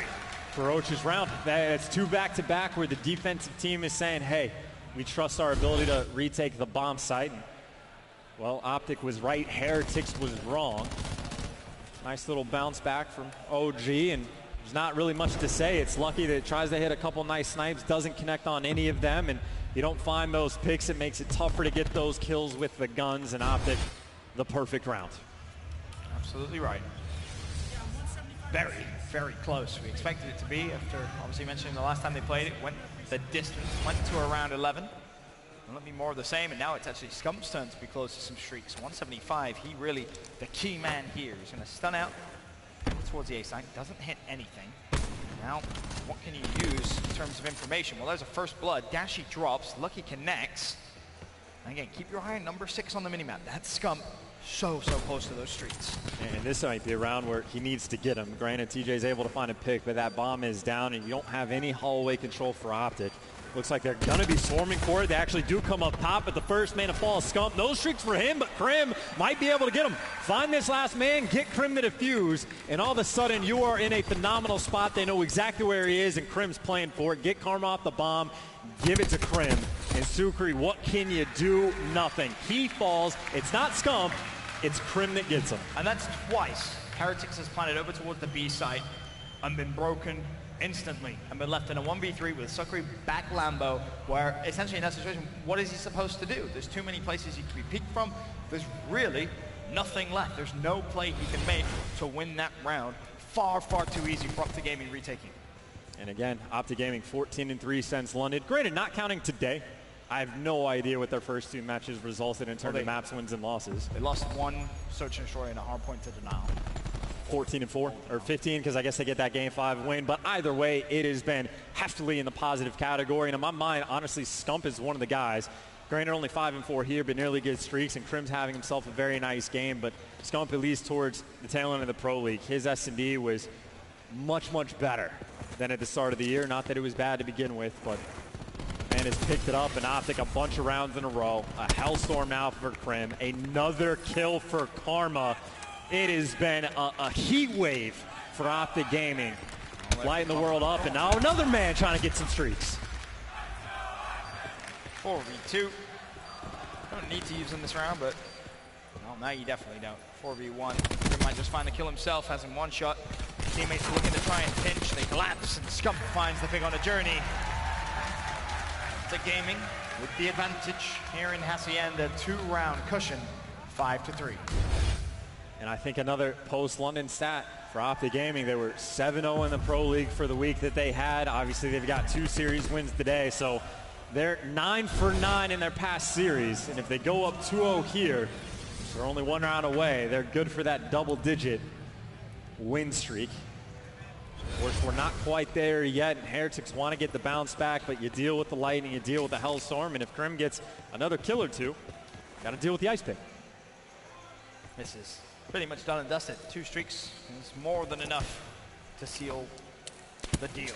There's the first blood, just to make sure. TJ shuts down Metals, now Cripple's Skull, and the Lightning Strike is going to funnel players inside. Scump's ready and waiting for the first. He connects, now looking for the second. Bringing around the Rosie bottom fireplace. The support comes through up to Gaming. Play it perfectly, but Sucree, that's a tough fight to win, but he does it anyway. So 1v2 with an ICR, and he managed to make the best of it, but despite the great play, it's still a 3v2 in favor of Up to Gaming. Krim is still alive with a Hellstorm. And I was about to say, he's still playing in the back of the map. He expects number 5 Lucky to come hunt him down, which Lucky's waiting for the mistake to be made. I think Lucky's waiting for him to actually call in the Hellstorm, then he's going to try and push. Now he's almost forced to. There's only 30 seconds left. He actually wins it 2v1. All comes down to Karma, and he falls. A scrappy round, but Heretics come out on top. Okay, Heretics, they need 3 in a row. There's the first, and they get rid of the Lightning as well. I mean, this was the play. This was the one that did it. Sucree, there's the first. I thought he had a nice arm with the Maddox, in fact. Oh, no, it wasn't. Well, it was actually before that. So Sucree actually with a pretty good round of search and destroy overall. And the funny thing about that play, Scump played it perfectly. Didn't overtime for the gunfight, waited for his teammate, and everything was perfect except for the part where you kill the guy. So it was, they did the first 99% pretty well, but yeah, the most important part is that final 1%. So Super making big plays, but again, and they're going to have to make some more. You don't have to hit the panic button just yet because you're Up to Gaming. You have a Lightning Strike for a post-plant setup. In fact, they're going to invest the Lightning first to clear out the site. Yeah, they're going to do it. Yeah, but they use it straight away. They're not going to get anything. Heretics make no movement. Now, granted, you get bodies over towards the point, but that's not a lot of control. You got Sucree that can maybe go for the wall bang spot on there, and you see he's already tagging up some players through the wall. So you burn the Hellstorm, you don't really get too much, so it comes down to that pure 5v5. Trophy's down, so Utility not all the best, but Scump springs into life at Connector. There's 2 for him. Can Heretics try and respond? Well, Up to Gaming, they want to surge forward. Scump's found himself 3, the flank is in, and the round is over. Up to Gaming, take the search and destroy. 2-0 up now in the series. And I'm telling you, man, Scump has just been bumping it up a notch. I'm not saying he's the best on the team because there's some freaks on it for Search, but he is a huge part of the reason that they have just been meteorically improved in the Search and Destroy game mode. But 2-0 up, 9-0 in their last series, and they're looking for number 10. Up to Gaming, comfortable. 1 map away from the number 1 seed in Pool A, and then of course it's just who will they play? FaZe or Enigma 6. Still potential chance for a reverse sweep. We'll see what Heretics have left in the tank. We'll be right back after this.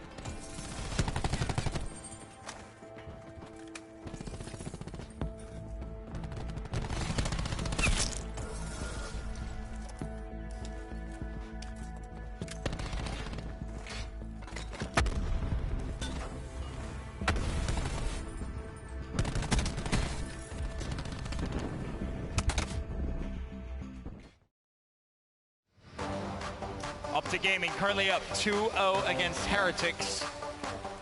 Can they close it out 3-0? That's the question. Now, we've mentioned the importance of the series so far, Chance, right? This for the #1 seed. This will decide who you play when it comes to the winners bracket. Both teams have already made it that far. Well, here's an update for you, right?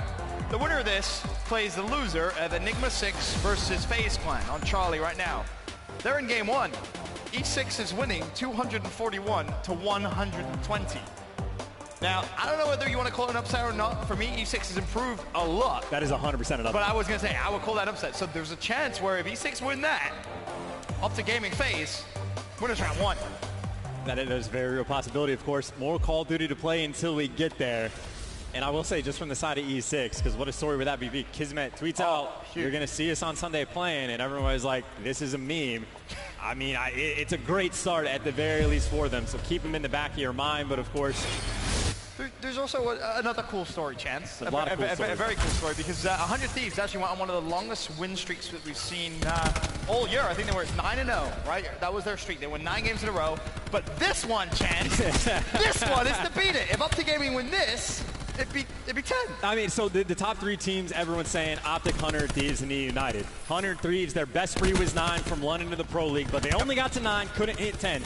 Optic, if they win this map or win one of the next 3 maps, they get to 10, and then E United's on an 8 streak right now for series. Okay. Maybe they can get to 9, maybe they can get to 10 as the day goes on, but it would be cool. It would be cool if, you know, just a nice little tidbit thrown out. Who knows? The race is on for who can get the biggest streak. Well, it's going to have to end for one team, that's for sure. But here in round #1, 23-23, Optic Gaming. They already secure A, 2 minutes 18 to try and capture B. And just to confirm, E6 did win map #1.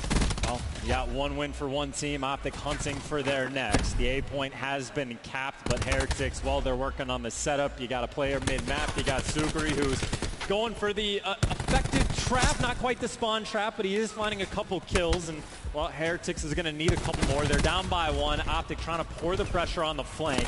Dasher with the ICR gets cut down, and just the difference a bullet makes. Journey able to come out on top. Now Karma surging forward. They're trying to push towards the flank, and they are having no success. Yeah, look how far pushed Sukri is into the Optic Gaming spawn. He was ready and waiting for anyone to push through over towards B Street, but no one from Optic did. They all pushed through tree. Finally, 2 players off spawn. It's going to be Krim and Karma deciding that maybe they should try and retake ground control.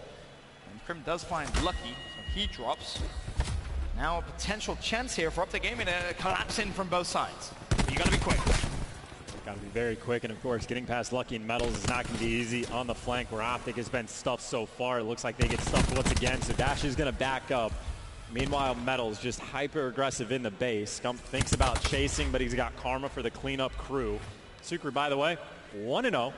Hot start, playing for streaks. Got plenty of clips to make it happen. Here's spawn blocking, essentially. Walking traps. Now all of a sudden, big opening for Optic. That's 3 players that go down. Scump just flanks in towards Sushi. They never saw it coming. Now full control. They can get 18 control as well. Optic should close out this round. It's 10-4. Optic will close out this round. There's no way Heretics are going to be able to break through. 10 versus 2. Optic, 2 more rounds and you complete the 3-0. Blink and you miss it. A round that was toe-to-toe for a very long time. Optic repeatedly trying to force that flank in. Eventually they give up. Dashy rat backs. They send a bunch of players through the front. And honestly, the key was killing Sukri. He died 1 time. Yeah. Round ends. Good point. Good point. TJ is controlling post, and a good position from him, and some good kills as well. Optic comfortable.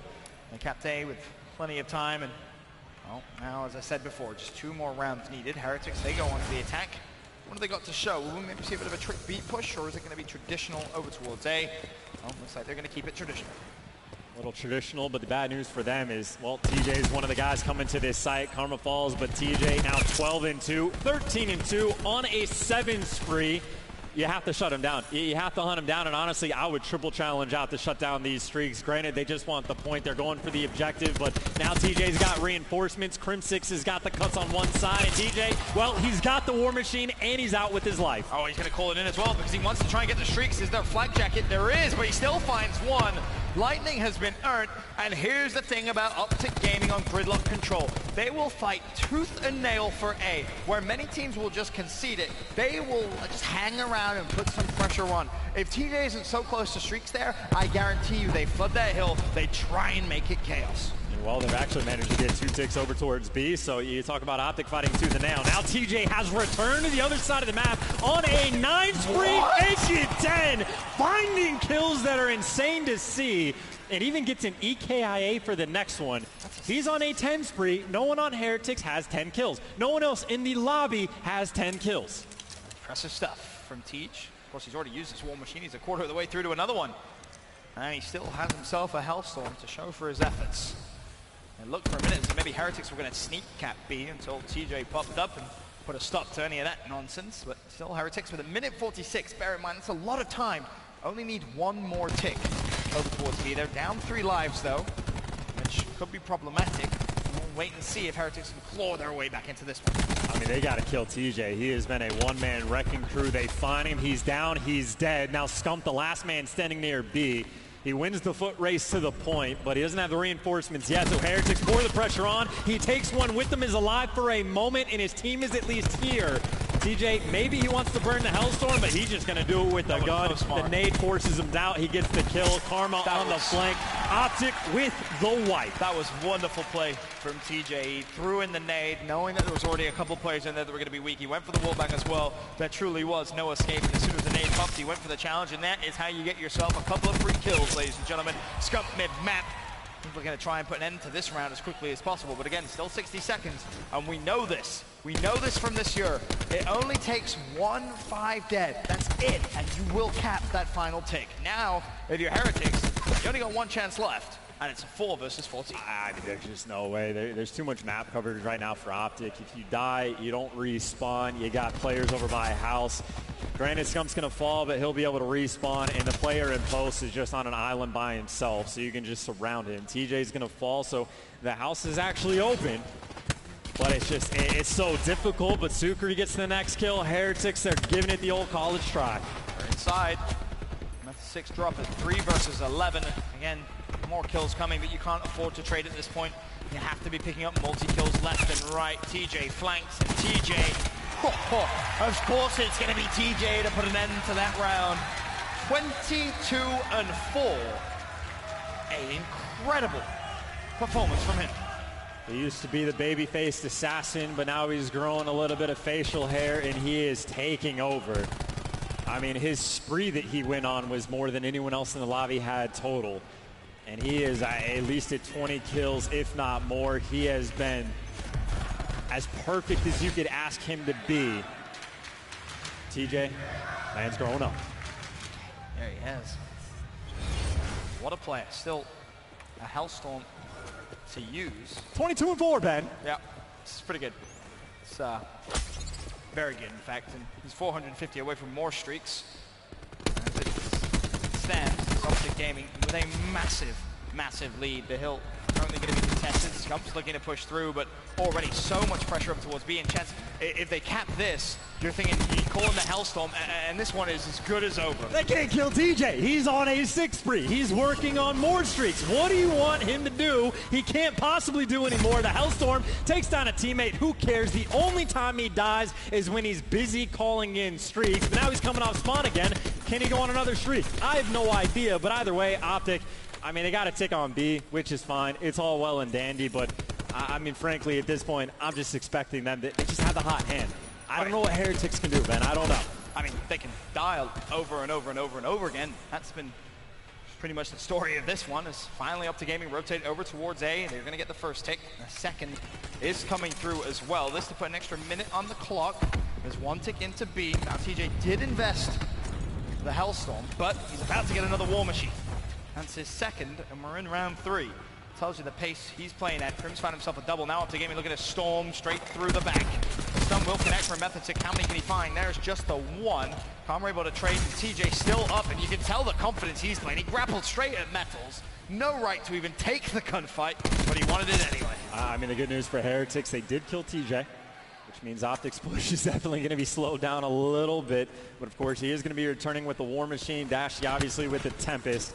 And frankly, at this rate, I don't even think they need it. I mean, on the flip side, specialists aren't even nearby. You're going to use it though, right? If you're up to gaming, you put everything to use here, and you close it out. This worst case, you might earn it again by round number 5. Looks like it's going to be straight through the front for Optic Gaming. Now, what is going to be popped first? Anything. War Machine out for TJ. You better pray that there's some flak jacket on, because Hammer was lunging forward. He found one. War Machine rattles out. A couple of players in Sushi. And, well, 2 players go down. TJ walks on in. Thank you very much. 28-7. Still some shots left. Now the Tempest is out as well. Optic Gaming secure the second to get to B. Heretics are flying in. Have they got enough? The second from TJ. He hasn't slowed down since the beginning of the game. Finally he drops, but it doesn't even matter. Optic Gaming, the swiftest of 3-0s. Ben, one of the best individual performances we've had at this event so far from TJ. Lights out in the control in one of the best series we've had so far from a team. Optic Gaming in control from the very first hill of the hard point. And they just had themselves one hell of a series, a 10-series win streak for Optic. Perfect thus far in the tournament. You could not ask for anything more. Now the only question remains, who will they play when it comes to winners bracket time? Put your attention on the Charlie stream if you're a fan of any of the 4 teams involved in this kind of algorithm. E6, FaZe, fine, E6 currently 1-0 up, with FaZe up in the search and destroy. That's everything from myself and Chance. We'll send it over to Katie and the boys at the desk. TJ versus the world, and the world lost. Just going off. I mean, unreal, that entire series for Optic. From the top ropes. He just beat the hell out of them. Wow. TJ just destroyed them. They had no answer. What did he end up? Was 20? Oh, he's the... I mean, how do you answer someone like that when they're playing that well? You don't. You lose. You can't. Here TJ's on a whole new level. Yeah, what happened? It's got to be the beard. He just aged like 6 years with the beard. Right? No, and again, Optic, of course, closing out their day. Perfect, getting those 3 wins. And again, we're still watching to see if E United can do it, if 100 Thieves can do it. And on that note, we're going to swing over to Bravo, because UIU is up 2-1 over E United going into the Did not see this point. coming. Neither did I. Did not see it coming, but, I mean, United's still in this, still in the series. They're ahead right now. Yeah, this is something I did not expect at all. I remember we were just talking about this before. Yeah. I'm like, yeah, UAU just doesn't have the firepower to combat a team like United. This does happen though, right? United went Game 5 with Midnight last tournament and still made it to the finals. They might have a couple slip-ups here and there. Went Game 5 with Elevate in the league. I remember when they right after they 3-0 100 Thieves. They ended up winning, but that's the thing. Like, even if you get to Game 5 against United, they're such a good search team. Like, they're so confident in their ability to be able to close that out. Well, and again, these teams, you look at the Optic, they went 3-2 against Units earlier today, and in the end, push comes to shove. Map 5, these teams are simply better. You're going to get tested, right? Like, that's a common misconception by a lot of fans when they watch these top teams. It's like, how are they Game 5 with said team? Like, these are all great teams. They're all in our pro league for a reason. Yeah. You know, you can get taken to a Game 5, but you know, that's where you can get worried is if that top team doesn't close out that Game 5, you can start to get a little bit worried. But it's, you know, it's not uncommon for a team like this to get tested and go to that Game 5. I mean, they're playing against a team that has players like Methods is an MVP. He's won an MVP before. Royalty's been, at least in losers finals, he's been up there a couple times. These are some really good players. Barzilian was on the best hardpoint team in this game at a point, so to not expect them to be tested from time to time is not. You should also never judge a Call of Duty team based on like one performance. So it's really just a culmination over time of how good a team can be. And you know, it's looking like they're going to be able to force this Game 5. I'd still trust their ability to be able to close that out. I'm actually curious of what map is for Game 5. UIU, I'm pretty sure they like to play a lot of payload, and especially Hacienda as well. We saw them pull out a 6-5 map win at the Pro League on Hacienda. I'm pretty sure Zapdius was able to pick up like a 2v1 clutch to close it out.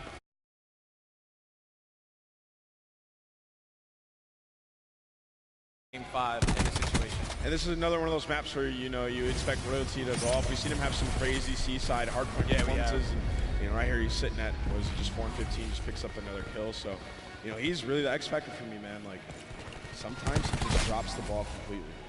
Yeah.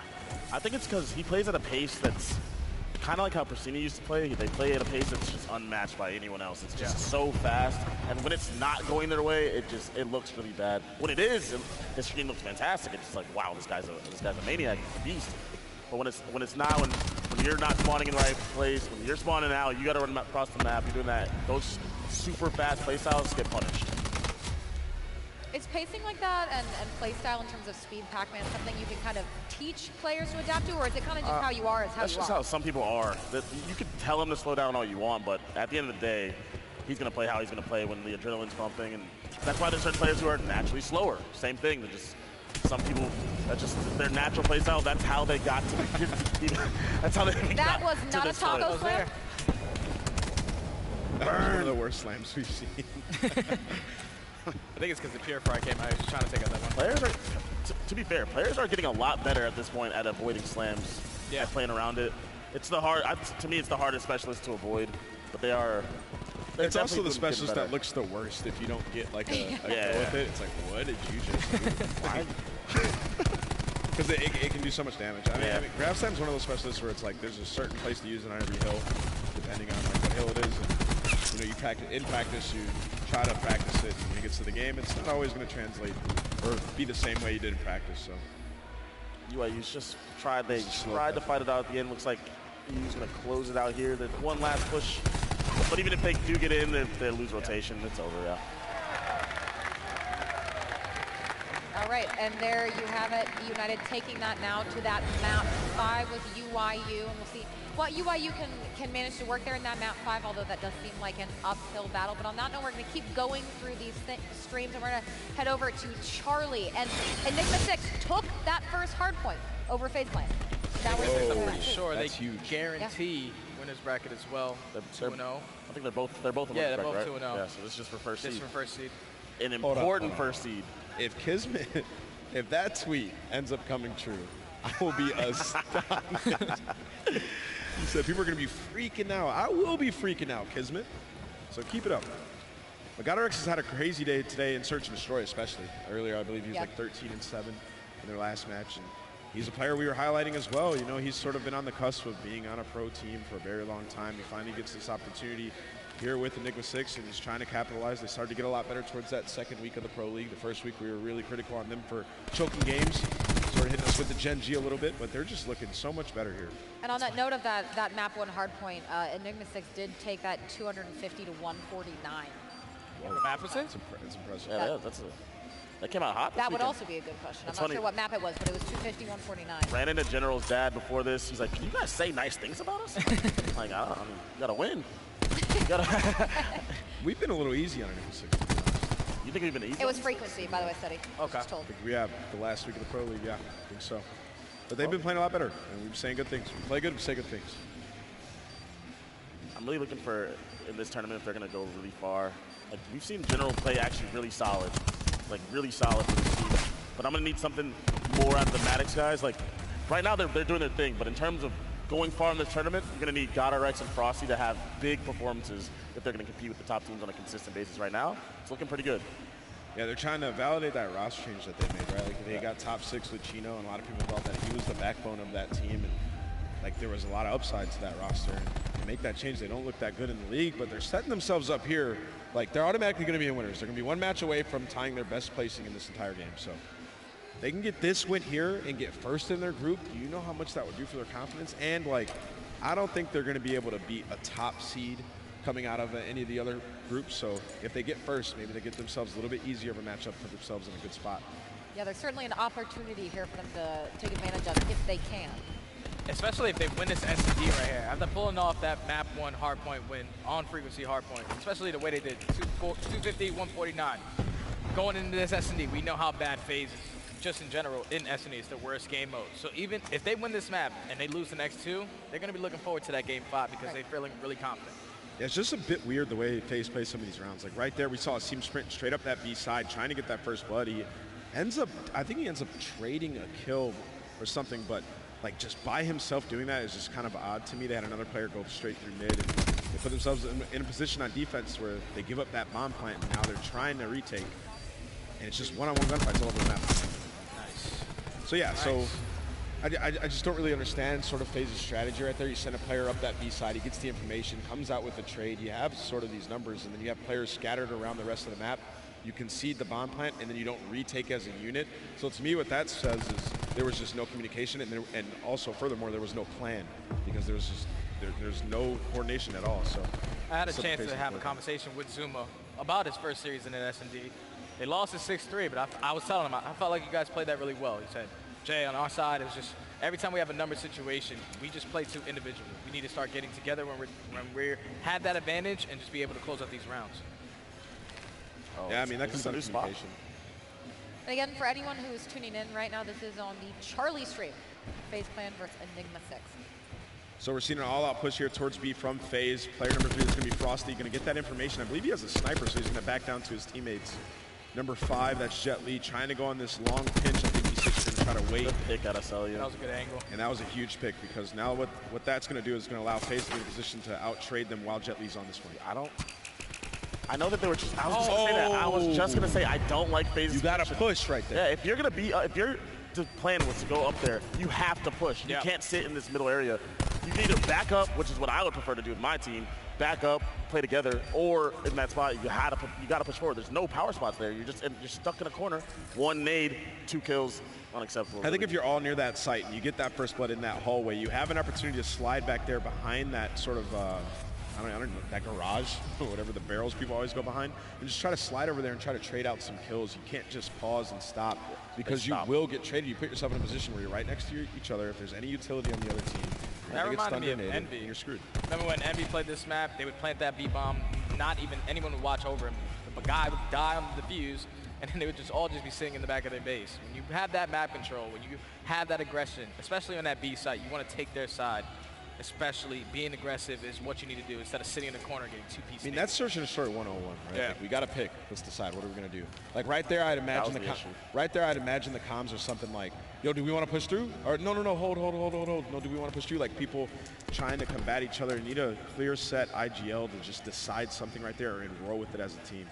This is now Enigma 6, 1 round off of winning this S&D, and Kismet, I believe, 125 off of streaks. I mean, I'm happy he's backing up his I love his this bold play. words. I love this play out of Kismet. We see so many teams do it. Take control of that vent and end up rotating, but no one, they just all took the focus and hit towards the B side. That was a great play. Able to hit a late play. Just Frosty opens up the round and just opens up lanes for Kismet to make a play. Then that's a great play to Kismet, taking advantage of the situation. Great opening out of Frosty. Looks like they're going to go ahead and go up 2-0 in this series unless Zero does something incredible with the sniper. This is some high-level gameplay out of Enigma 6, the way that they've been grouping up, backing up together, as well as trying to get these picks. And even when they're on these solo plays, like we saw Jet Li make that solo flank. We saw Kismet make that solo play mid. They're taking their time and they're attacking while their teammates are also in those one-on-one gunfights.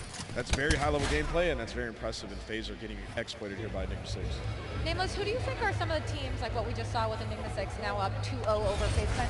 Who are some of the teams you think kind of have that strategy, that gameplay, that communication you just referenced, and how you are happy with what E6 just did? I think it's just the very top teams in the game. I think Optic Gaming have it from time to time in Search and Destroy. Sometimes they just, they just black out. They're just dominant at Search. Their trade process is phenomenal, and I think E United have it on a very consistent basis as well. I think for the most part, those are the only 2 teams that are actually like ahead in Search and Destroy. Some teams are good at certain maps, but overall, I think it's those 2. All right, we're going to move back over to Bravo, because that is going into a Game 5. E United versus UYU, heading over to Frequency, S&D, with UYU up 1 round. It's a pretty scary map for Search and Destroy in a Game 5 for United, because like it's pretty simple when it comes down to it. I think it's probably the most simple map, so if you're at risk of losing one, do this one.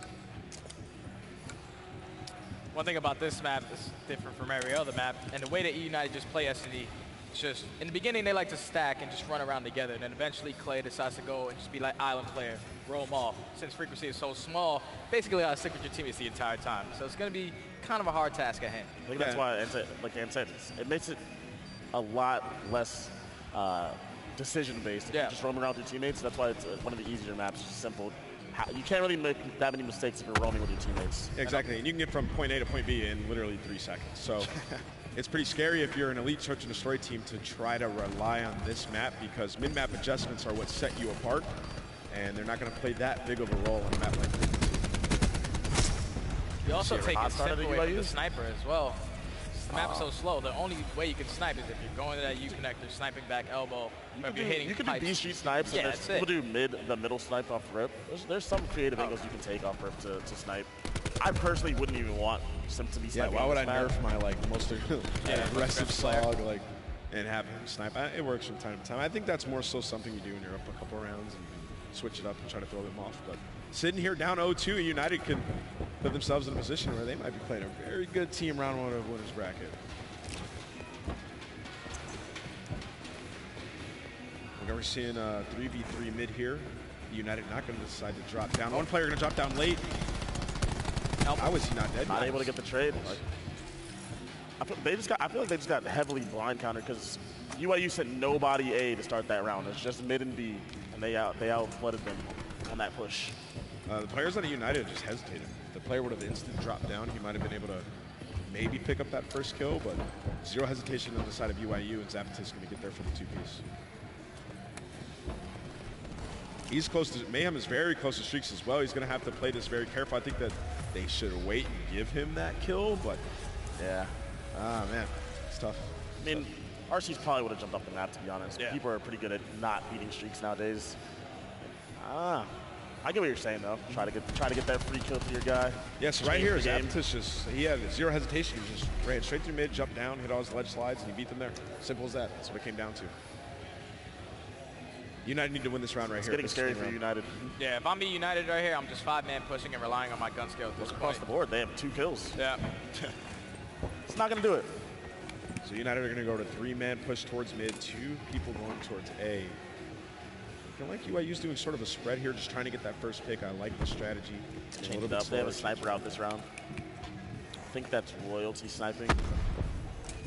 Every team's playing for information right now. So far, each team thinks that middle is the point of interest. You're getting Pristini trying to get here on a flank, but going to get spotted. So I'm happy Pristini didn't repeat that. That's my pet peeve against snipers. Yeah. They find out they have a sniper anyways. I don't know why people do that. 50 seconds left on the clock. Trying to figure out what United's plan is right here. Okay, well, I guess Clayster stand up top. And that's why you hit outer, not inner.